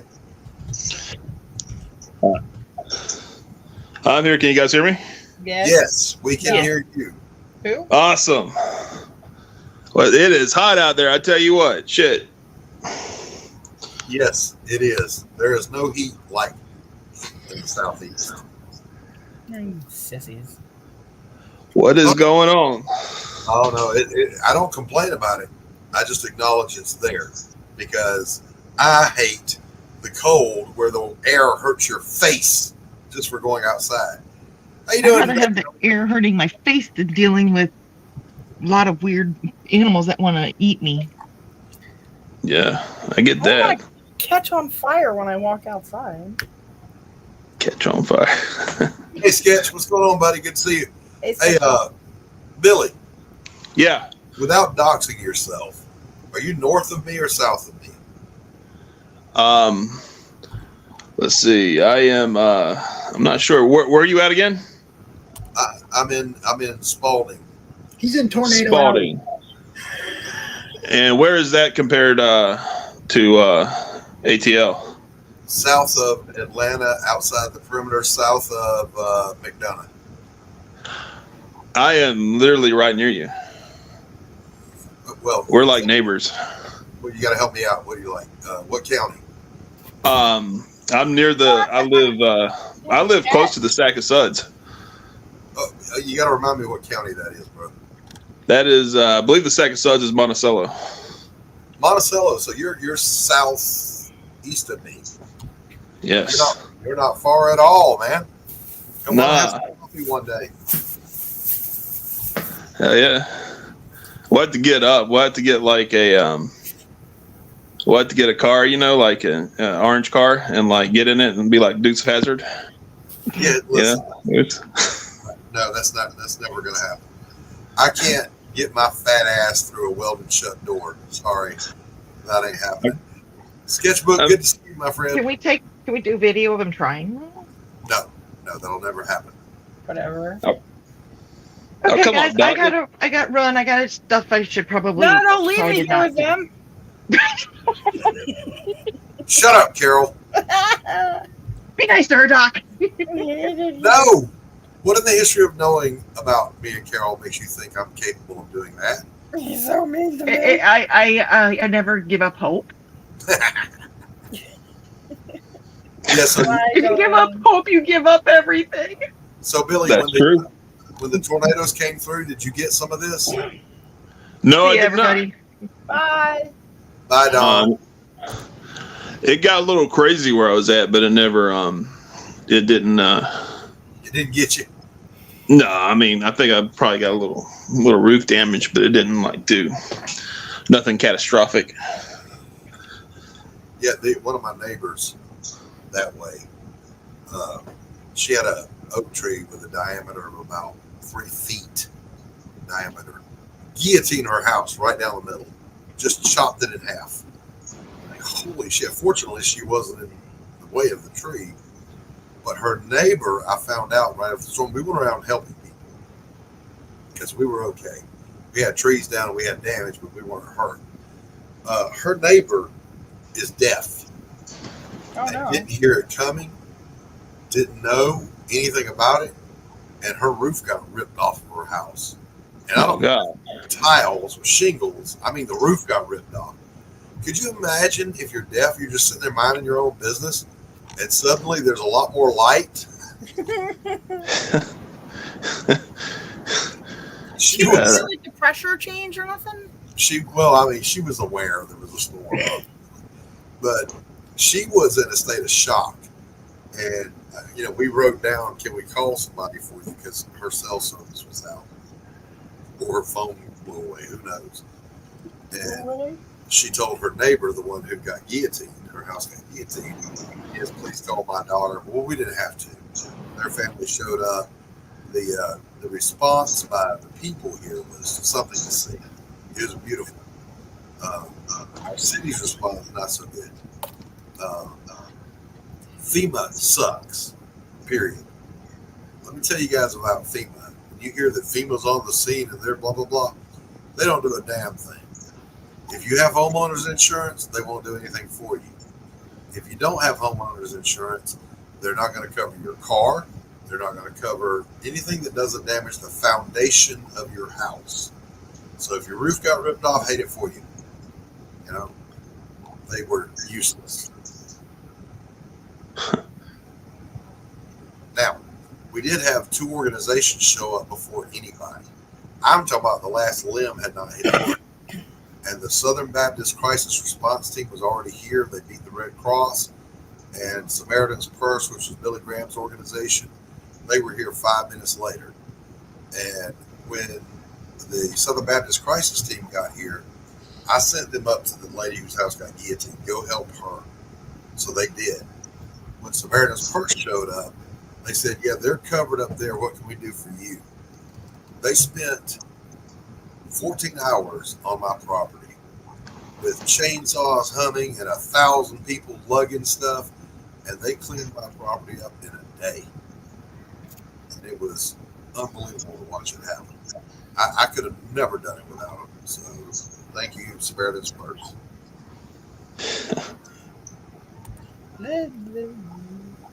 So, Billy, what do you think about the Supreme Court ruling today? Fill me in. What's going on? They may no longer use affirmative action as a criteria for college admissions.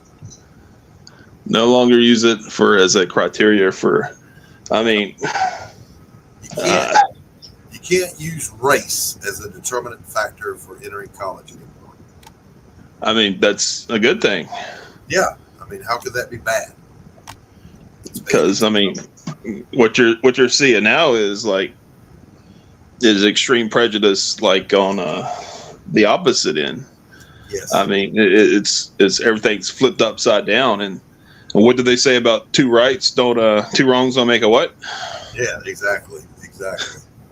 And the left, of course, is having a meltdown, saying, of course, this is removing opportunities for minorities. No, it's not.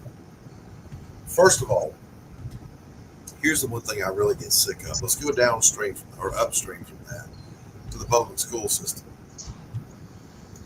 After all these years of a National Department of Education producing no favorable results, their answer is always, let's put more money into it.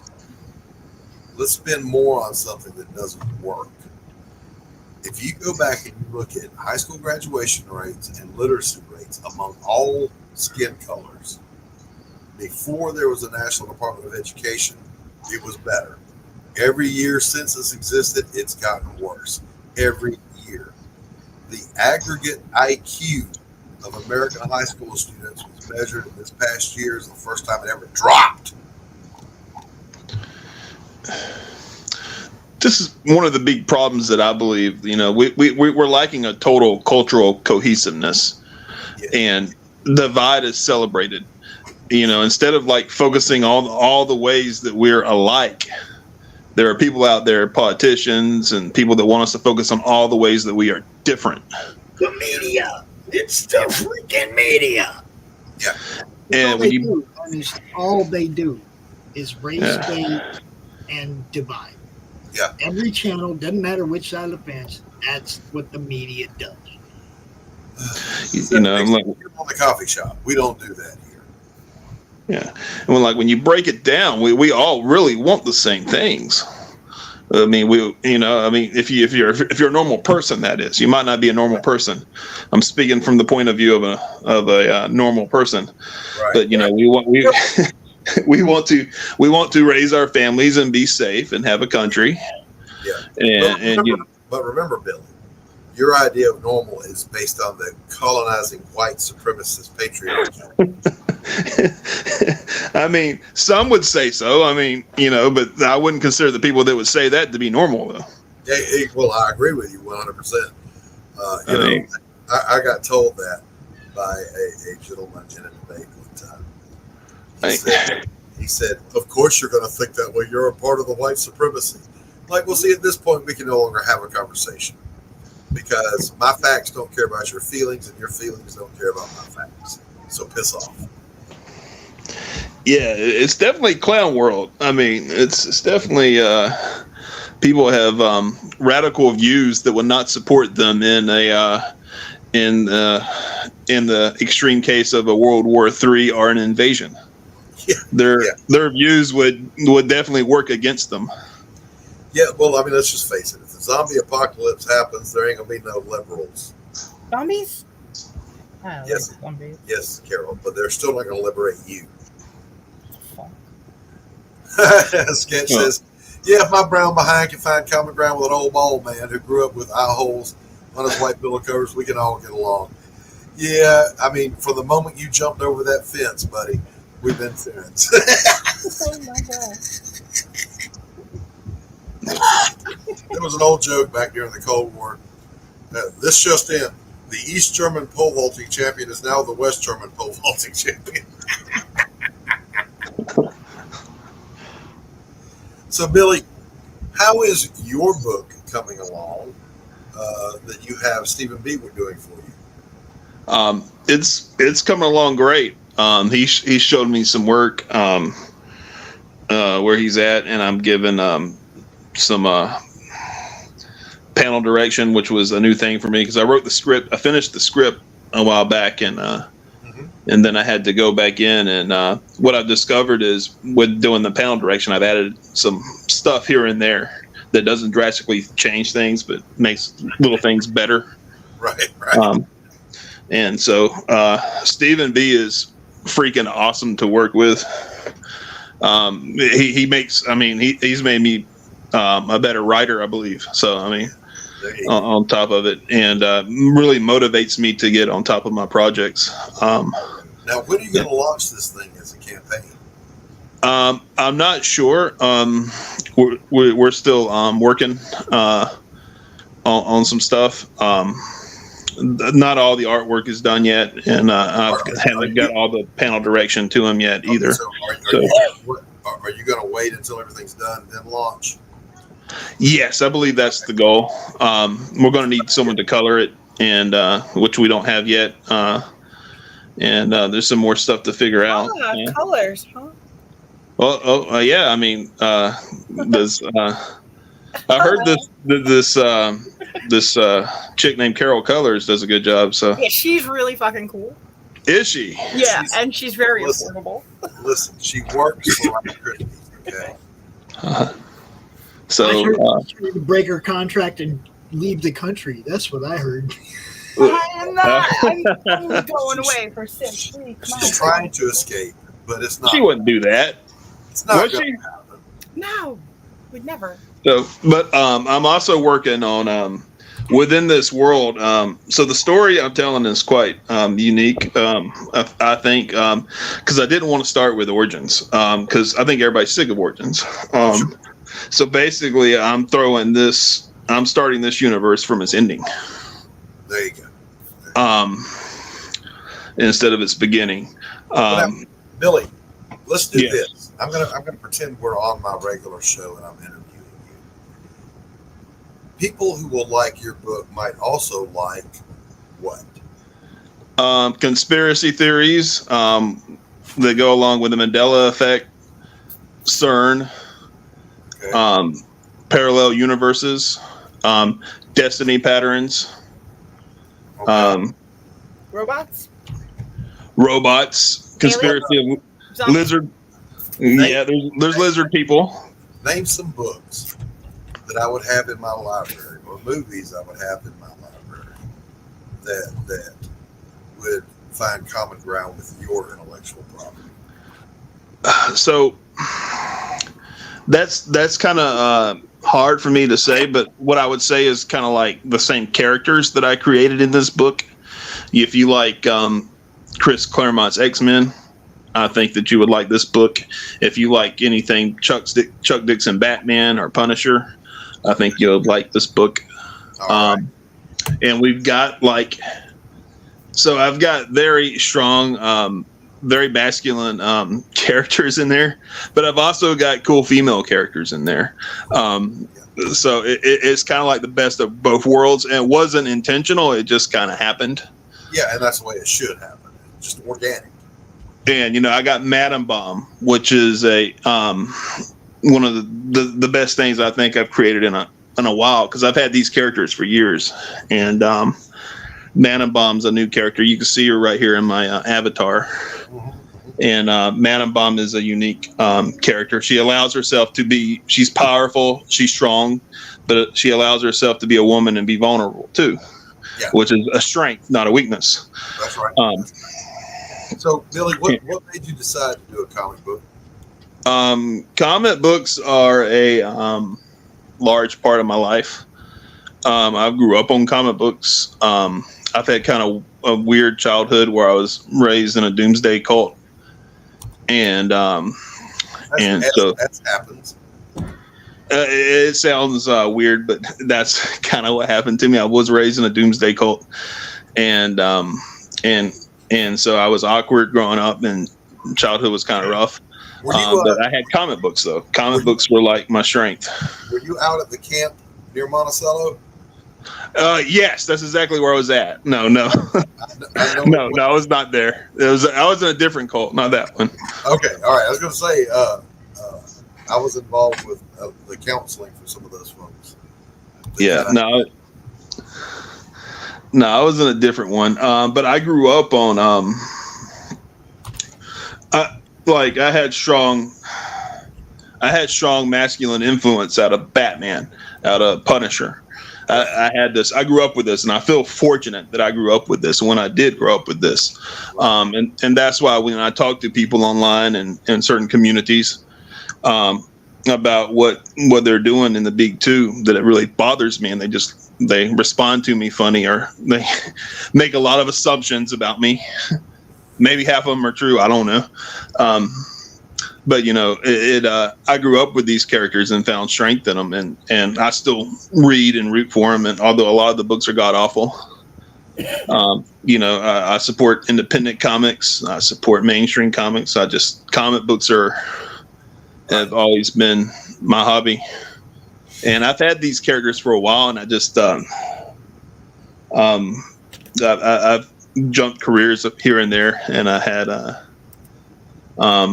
artsy. I have a weird kind of background in like I was involved in a lot of theater when I was growing up, which I don't regret at all. I know a lot of people like theater, but it was kind of a different experience to me because I was involved in a lot of the creative process. Yeah. In some of the places I was at, and I just think like working for the big two, like a guy like me in the middle of nowhere, that's probably was never going to happen anyway. Right. So, it's not really a loss today. No, it's not. You can make more in the indies than you can. If you drive a forklift for a living, you're making more than an editor-in-chief at Marvel. Yeah, you're right. And I done a lot of theater. And I was actually doing paid theater. Mm-hmm. And what happened was the money I was making was having to go back and just in to do it. Yeah. It was having to pay just for food, for gas, and I was on a hard track to nowhere. Yeah, with all the Marvel filming almost everything right here in our area. Okay, Carol. And with we had Hunger Games was here. All the Marvel movies are here. If you ever come to the downtown Griffin, you'll see every few steps there's a plaque in the ground about movies or TV shows that were filmed here. I don't know why it became the Hollywood of the South, but it has. Have you done any work as an extra in any of those? I have, yes, and I stopped that altogether because I was I didn't want to go homeless. was the reason I stopped. Because certain circumstances in life didn't allow me to live that lifestyle.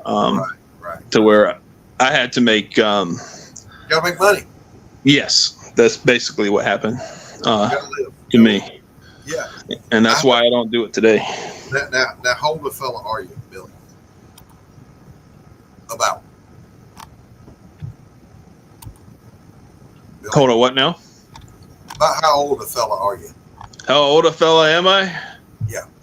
Oh, I'm in my prime, man. I'm in my prime. Okay, good enough. The reason I ask is, I know more than a handful, probably about just maybe 10 or 11 young people here who they are in everything that films here. They're part of that extras guild, and it was funny when they were filming the Watchmen TV show for HBO. They filmed it here, and yeah, god awful, by the way. It was, but and I have photos, by the way, of the detail. We have these little things in the medians that are like signposts of upcoming, theater productions, whatever it may be. they replaced the seal for our city with Vietnam on those, and they turned our downtown strip into Hanoi, and it was amazing to watch how they did this. But I said that to say this: all of those guys who were extras, I know all of them were friendly. They were all in that same one together, and they were just raving about how well they were treated on that production more than any of the others, which got me, of course, talking to them about the good and the bad, whatever, standing around all day long waiting for your 5 minutes to be moving scenery, whatever. But there's a couple of them that they decided this is going to be their thing. They're going to do this for a living. But this is, I don't know, they may be an actor or be background, I don't know. But they're just enamored with it. And there are a lot of folks that have built some careers here on Marvel, if you will, because that's mostly what's here. But they're not on-screen people. These are the what do you call them, the gaffers, the carpenters, whatnot. These guys are making pretty good money doing this stuff. So it's there. Yeah, it's yeah. I mean, I'm more interested right now in probably making my own stuff. Than that. I would, like I said, I had to stop being a Peter Pan and grow up. Yeah.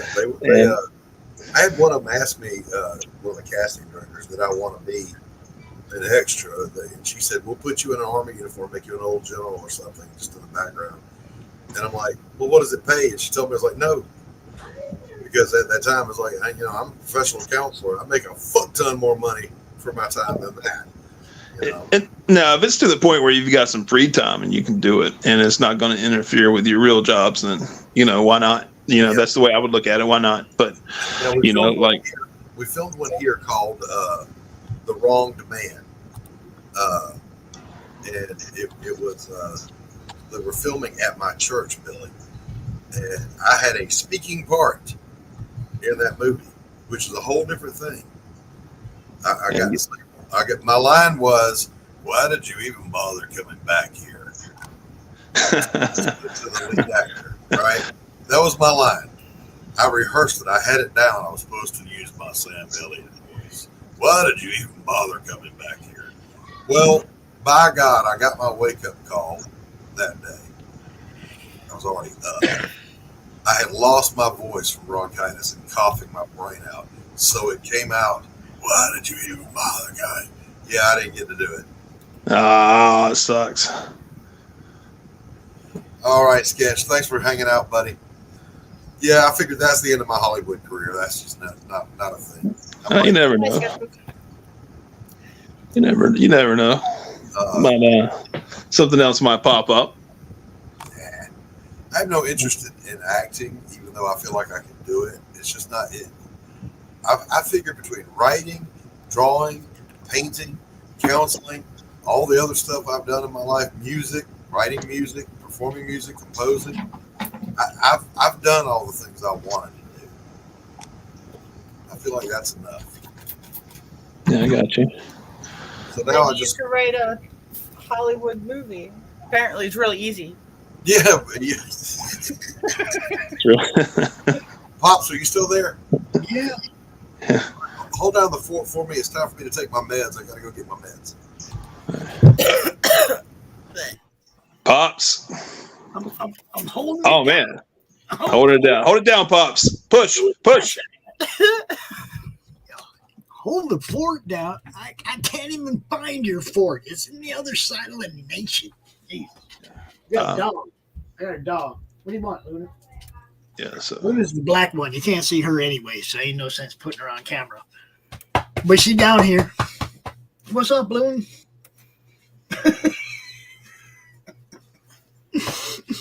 Yeah, she's just black. You can't see her even if I put the camera on her. So I don't know where the other one is. Outside, probably. So yeah, big old weird day on Twitter. All kinds of weird stuff. And Doc just like blew it up today with the affirmative action and beyond. Twitter, yeah, I can't do it. I try to stay off. The only social media I got is an Instagram. That's it. Yeah, I got a problem with them. See? Yeah, but I can't. I just can't. I deleted my Instagram.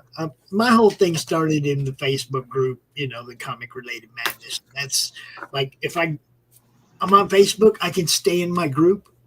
There's no political shit. It's just everybody sharing all their stuff, right? But when you're on Twitter, you're exposed to all of it. There is no comic related madness group on Twitter that I can just stay in. You're still exposed to everything, your timeline, everything everybody says on your timeline, even stuff that people you don't even follow. They throw that shit in front of you, At least when I go into my group on Facebook, that's all I see is what my friends, my creators, what they do. That's what. Yeah, just stay. You can't venture out too much on there. You get toxic environment. Well, I mean, as long as you understand it, and you like. For me, I ain't gonna lie, social media is something I'm gonna use to drive traffic to the Roku channel that we're gonna build. I kept MySpace because I have a really good friend on MySpace that's been with me through a lot of thick and thin. His name's Tom, and Tom's a good dude. Isn't he? He's stuck with me. Why did you even bother to come back here? Dude. Oh my God, that was well done. Well played, sir. What?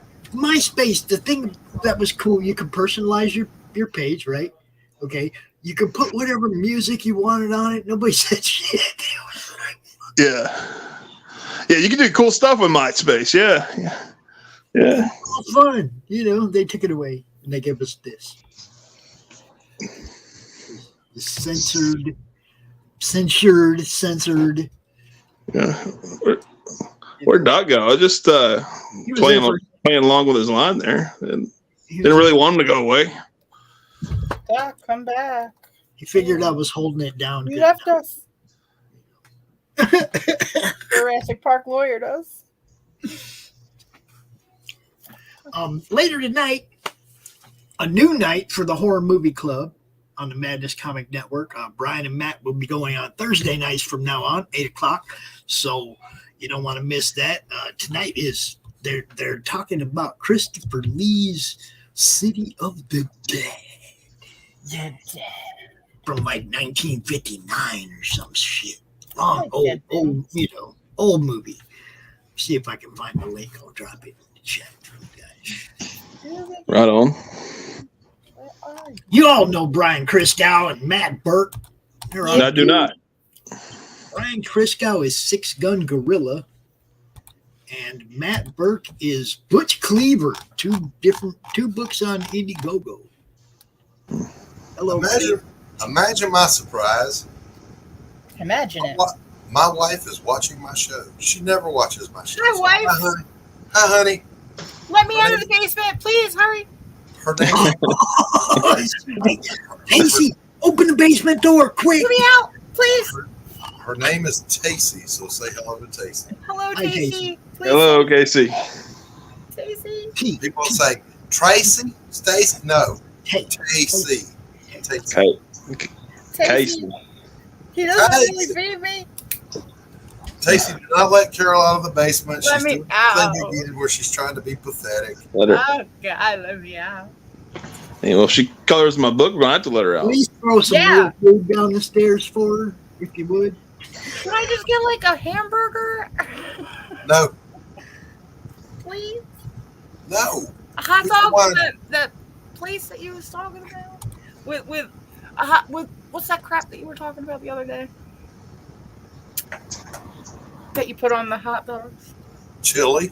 No, the other crap. Relish. No. Mustard. Chow chow. Onion. Chow chow. Chow chow. Chow chow's good stuff. Chow chow. Billy will get this because he's a Georgia boy. Chow chow is a southern relish that is based with cabbage.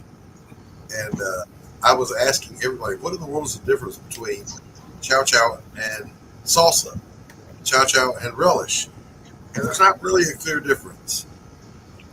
Ain't none of them got cabbage in them.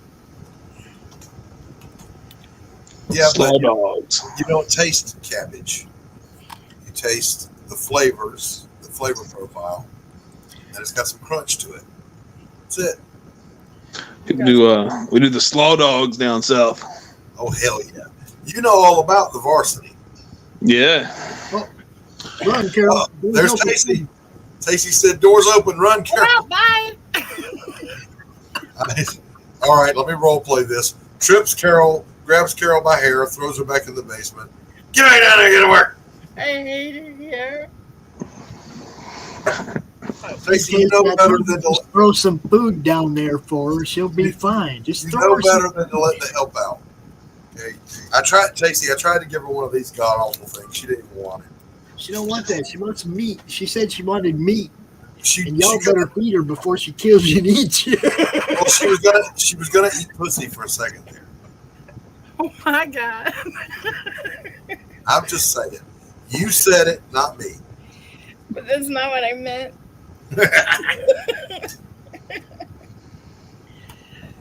Tasty Carol gang up on dog. She's on my side. I'm actually kind of used to that because it doesn't matter who I'm arguing with, debating with, talking with. Tacy will gang up with them against me. Well, maybe you should Because, better.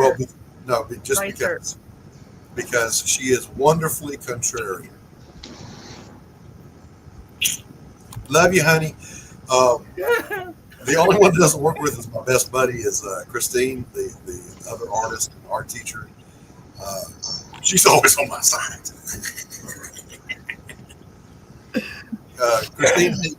Christine hates SJWs and leftists just as much as I do. So, Stacey just don't care. She don't care. They don't affect her life. I just pity the poorly educated selves. I just pity them. Honey, I'm so thrilled you're watching this show after all this time, but now I have to mind my manners. I wouldn't want you thinking less of me when I slap Carol around. Honey, Carol is the one who colored the black white tapestries for the campaign. She's the colorist for those. And she's also coloring Artifice Reanimate, a book by my Australian buddies, and doing a pretty damn good job of it, too. Doc, I got to go eat. Fine, go, bye.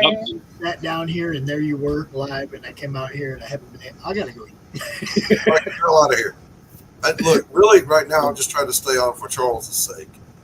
Tonight, the Horror Movie Club, 8 o'clock, Thursdays from now on. Check it out. Peace.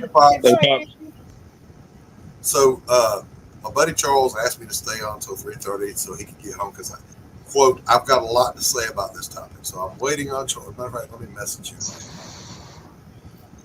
I'll wait for him to get here, and then I gotta go to the store. I'm hungry. You'll do what to do now? I said I'll wait for your friend to get here, and you can all talk politics and crap. I don't care about that. And then I'll leave, and I'm gonna go get some food. But Doc, getting back to Stephen B, though, he is awesome to work with. He is the best of us. He's freaking great, and we're talking more projects too. Not trying to jump too far ahead because you got to focus on one thing before you get to another. Right. We're talking about I've been talking to him about a Madam Bomb solo book. Nice. Now, which is one of the characters in the Last Days. I'm gonna say this for those that don't know Stephen B. Stephen B. is the artist and writer creator of Crimson Legends, and Rev is the other one. Stephen B. is a young fellow who probably is one of the best storytellers working. His panel layouts are some of the best I've ever seen. I say this whether he's on a stream or in the chat or not, so everybody knows this is what I really think. I wish my panel layouts were that good. I mean, just saying. We love Steven. Yeah, he's freaking awesome. Absolutely. He's a great guy, too. And handsome, according to Dillard. He's a good looking young man. Absolutely. I'll make him come on camera. You go be on my stream, you gotta be on camera. I don't know about that. I don't check out dudes, but he's a great guy. I mean, I'm old. Look, I'm old enough to check it out. Like, that's a good looking kid. I'm not. Look, if I'm proving I'm not gay by now, I never will. Dillard's the one who said it, and Dillard's the one with the chart. So Yeah, exactly. Dillard's got the gay chart, and if he says, just saying, that fucking chart. Dillard calls everything gay, unless he says it, then it's not gay. Unless Dillard's doing it, then it's not gay. Yeah, that's right. So you know what? I gotta attack Dillard for that. Dillard is the evil I'm trying to conquer. Are you still beating him? Yeah, but we're gonna close out sometime in the next 5 to 7 days. But that total will carry over into the Fund My Comic, right? Are you taking? You're not taking Pariah to Fund My Comic? No. Why not? Well, initially, what we're gonna do is we're gonna close out Pariah, and because I just want to get away from Indiegogo. Yeah. And then I'm going to launch a damn dirty thing over on Fund My Comic. Yes. Well, why don't you just take Pariah over there too? Just do a continuous campaign. Well, just. And then the next project that's coming is Pariah, Sanctum of Hate, which is the second book, and we're going to offer Blood and Mud and A Damn Dirty Thing as add-ons because they have that shopping cart feature on They Fund do My have Comic. that shopping. So I'm all about that. And I'm going to run that campaign, by the way. I don't know what they call it. I don't know what anybody calls it, but it's one where if you back it, you're going to get the book, whether I hit a funding goal or not. So if you buy it, you're going to get it. Okay. I don't know what they call that. Luke, where are you at when I need you? Yeah, Luke, where are you? I don't know where he is. It wasn't my turn to watch him. If you don't watch him, he wiggles away. Just kind of like does. I got to start locking more people in the basement. You're going to lock me and Luke in the basement? I don't know how well that's going to go over with It's a somebody. big basement. It's a big basement. You'll find that. Just stay in your little corner. You'll be all right. What was that? My whole screen just flickered. So when's that cover going to be done so I can color it? What color? What cover? You said you wanted me to cover a color a cover that you're doing for the Dirty Blood Mud.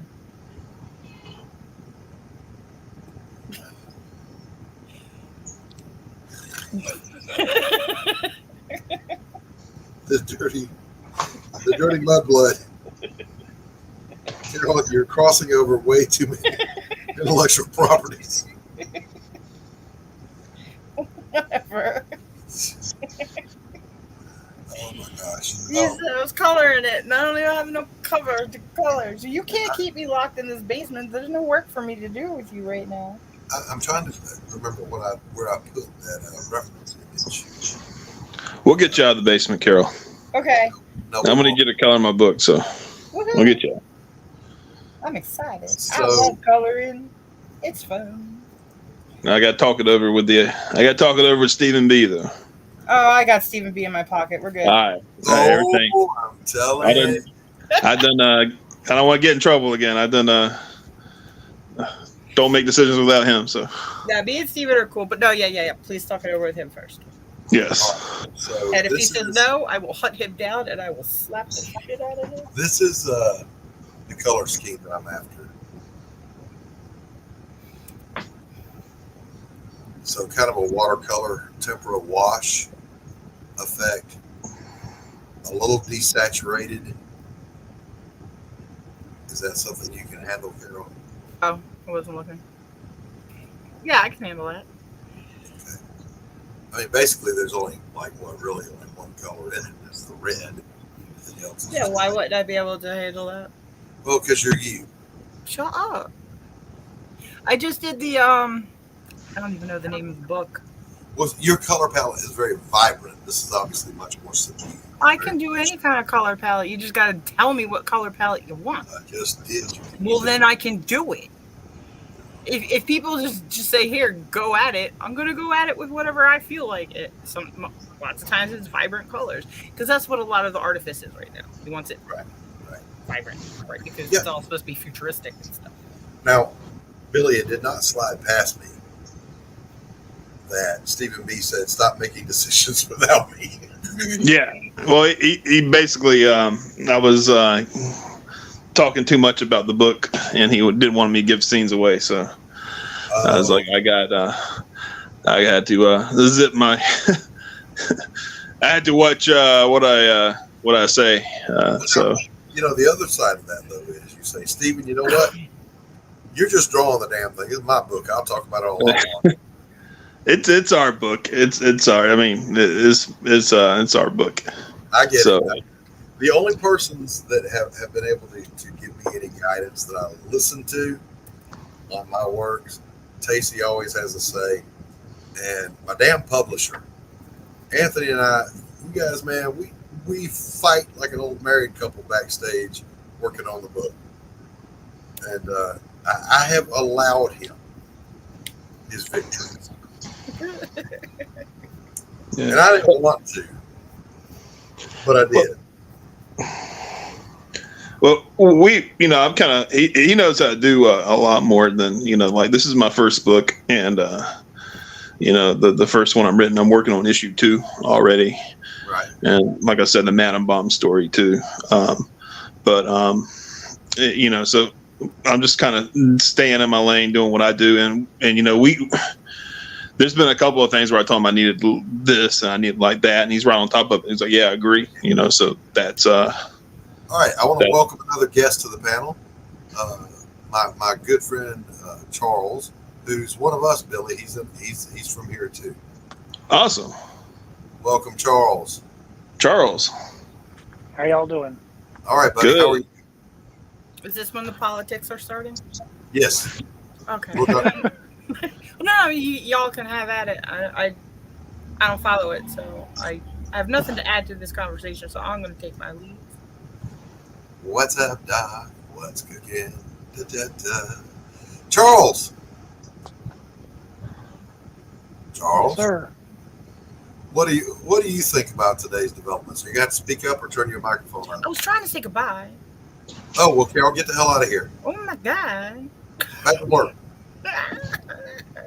See you later. Fine, bye. Bye. Bye, Charles. Nice to meet you. Billy. Good to meet you too. I'm on the, where I'm at. all right, Carol. Yeah, we'll exchange information, I guess later, maybe through Doc. Yeah, Doc. My Twitter's Carol's Cookies 54. Okay. Well, I don't have a Twitter, so. All right. Well, here, I'll put my email in the private chat, and then you can get to me through there. Awesome. That'll work. All right, Charles, test your mic for me. Yeah. Okay, I turned. Can you hear me?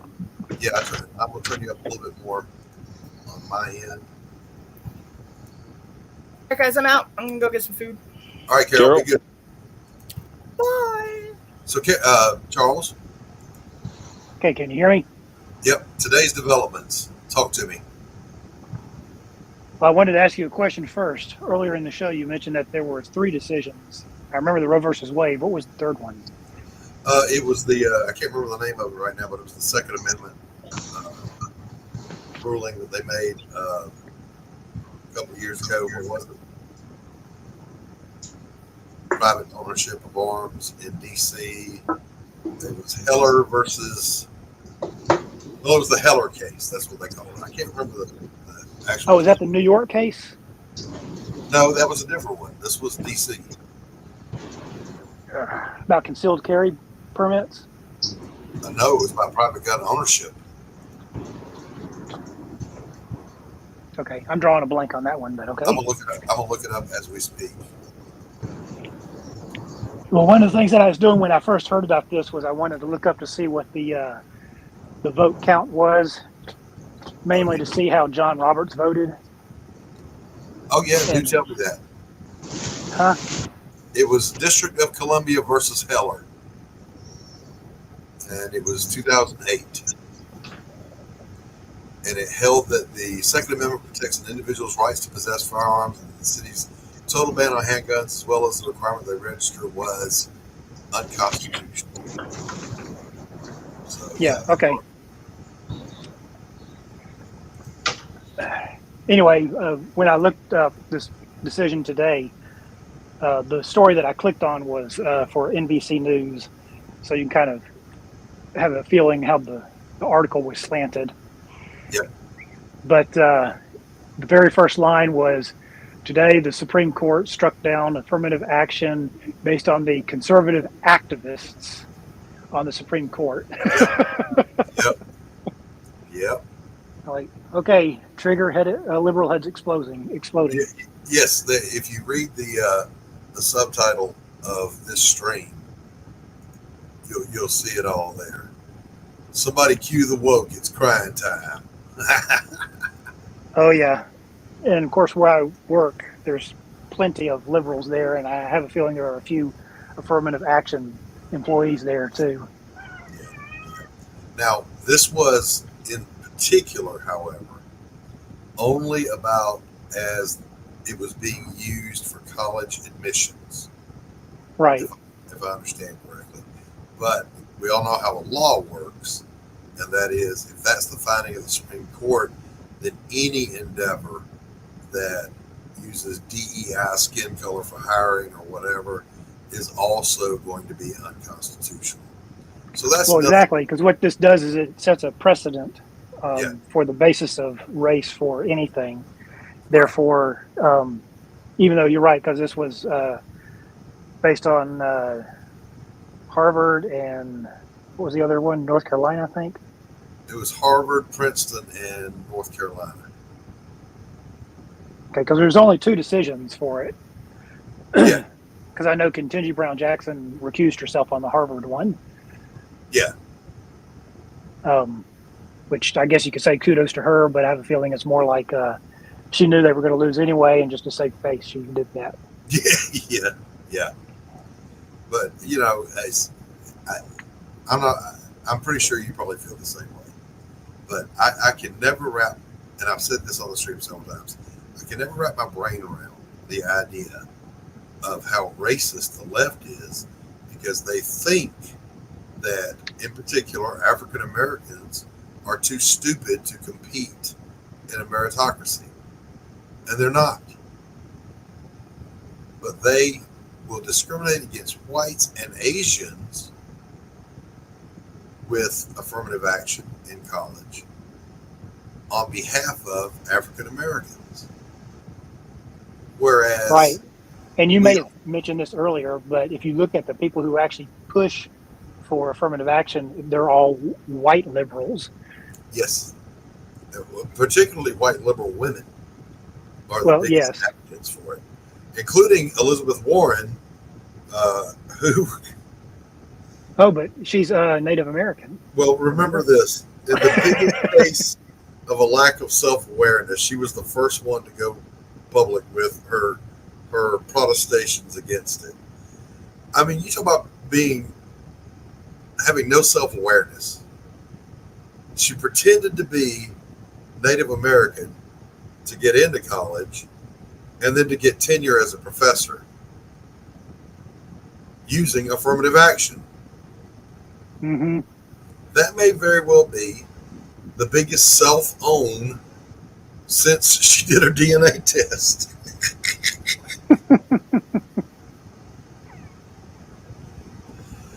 Craziness. But again, just like with Roe, people are misunderstanding it. Roe did not make abortion illegal. It didn't touch the legality of abortion one way or the other.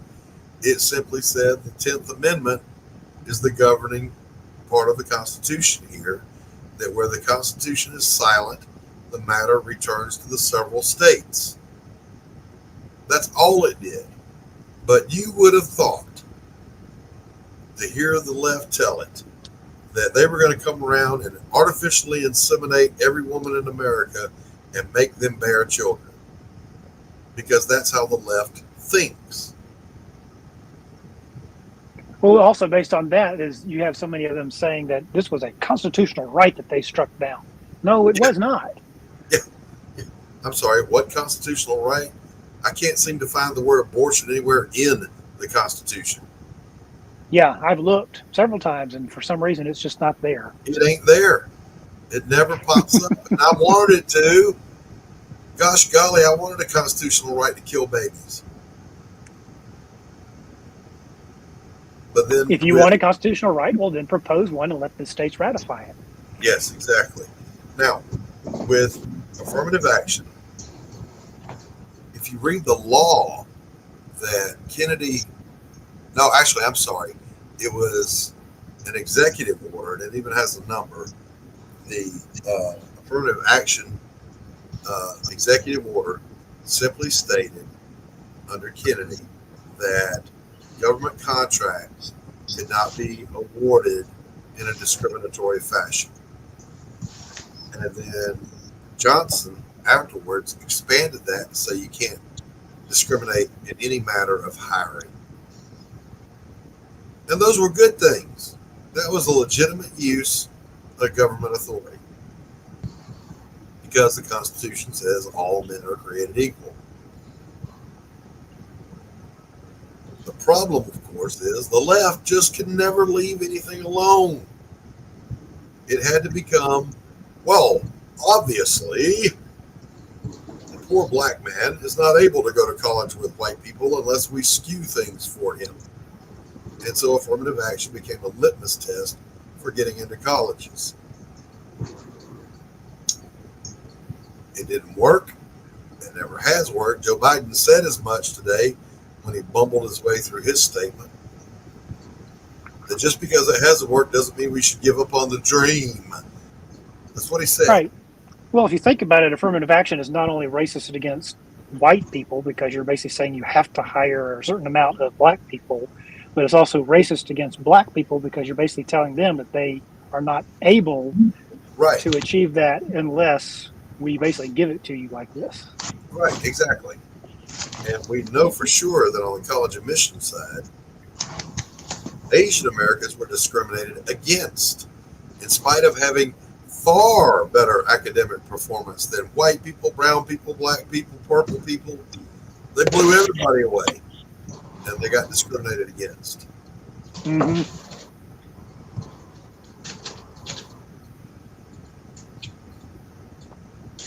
So yeah, I mean, again, I'm an open-minded kind of person. If you can tell me a logical, fact-based reason to use skin color as a determinant for suitability to attend a university, I'm all ears. I want to hear it. But I've never heard it. You always hear, well, historically this happened. Yeah. Historically that happened. Excuse me, I'm going to have a coughing fit.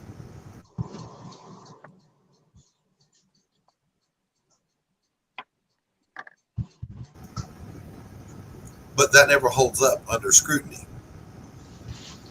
If you remove demographic information off applications to college and base it entirely on academic performance, it no longer matters what color your skin was, where you went to school, whether you were in Appalachia, Bumfuzzle, and Harlem. It doesn't matter.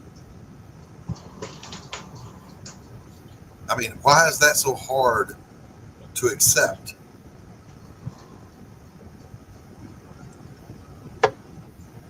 Hello? Yeah, all they would need to do is just don't even ask the question. Yeah. Why should race matter at all in any kind of application? And to add to that, why does sexual orientation need to be on the application as well? Exactly. Exactly. So there it is, boys and girls. This is the breaking story of the day. My overall thesis today, Charles, has been the pendulum is beginning to swing back the other way because the left pushed it too far. It started with people calling people on the right deplorables, clingers, conspiracy theorists, blah, blah, blah, blah. You can't attack over half of the American population. Yeah. Don't forget about bitter clingers. That's my favorite one. Yeah. I'm a bitter clinger. Thank you very much. I am a clinger. I'm just not bitter. Well, I cling to my God and my guns, so I'm a bitter clinger. Cling to my Bible, my God, my guns. Absolutely. But only because the founding fathers did too. Amen. So anyway, it started there. And it pushed and it pushed and it pushed. And the reason we got Donald Trump is because of that. You pushed it too far. Then Trump was able to appoint 3 Supreme Court justices. Just, I mean, physics, boys and girls, for every action, there's an equal and opposite reaction. And then the social left, if we can call it that, the woke-tards, started coming after the kids with their tranny agenda, with their LGBTQAI plus blah, blah, blah, blah, blah, blah stuff. They came for the kids, and that was a bridge too far. So, you know, for every action, there's an equal and opposite reaction. You do that stuff, and you get laws like Ron DeSantis passed, the Parental Rights Act in Florida. And you get the pushback that we're seeing even in liberal states like California, the most liberal oligarchy on earth. Charles, I said earlier, when you have Muslims and Christians marching arm in arm against something, you have really crossed the line. Well, let's not forget, I agree with you, the pendulum is starting to swing the other way, but there's still a huge battle in front of us to keep it going. Yeah, absolutely. But I honestly think that this is the beginning of the swing back, and I think that its progress is inevitable. Now, there is this to consider, boys and girls. The pendulum eventually loses momentum and stops swinging altogether, so it's not a perfect analogy. But having said that, you can only push people so far before we, the people, Joe Sixpack, will just sit up and give you the finger and say, I don't think so. That's enough. The far more tolerant right, which is far more tolerant than the left is, has allowed you to play your games, to co-opt the rainbow and make it your symbol, to co-opt marriage, to co-opt everything that was traditional. We let you do it because we're tolerant people. We go, okay, Scooter, you can play with those toys if you want to. But when you go for the kids, you messed up. And they went for the kids. They mistook kindness for weakness. And listen, when it comes to our kids, there's no weakness. Why would you deny children their right to this necessary health care? It ain't health care. Period. The science does not support what you say. Data does not support what you say. Okay? And permanently castrating children is not a right. Now, in Canada and California, strangely enough, they're trying to make law, well, they already have in Canada. California is trying to make it where if you deny children the right to insist on castration or sterilization, your children can be taken away from you, Charles. Yes, I've heard of that.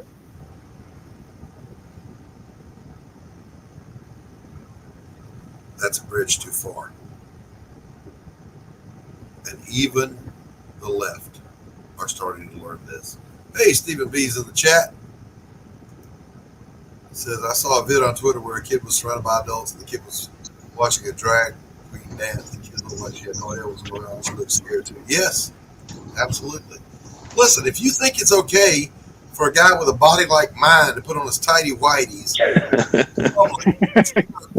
at toddlers, then you're the problem. There's nothing. Listen, just a few years ago, your ass would have went straight to jail for indecent exposure in front of a minor. Did you know there are people that went to prison because they had to pee and they pulled their wee-wee out in public? But now when you want to dance around with your strap-ons and your pasties and your kink in front of minor children, and you think that's okay? It's not. Hear me. It's not. You don't think that's family friendly? I don't think it's family friendly, Charles.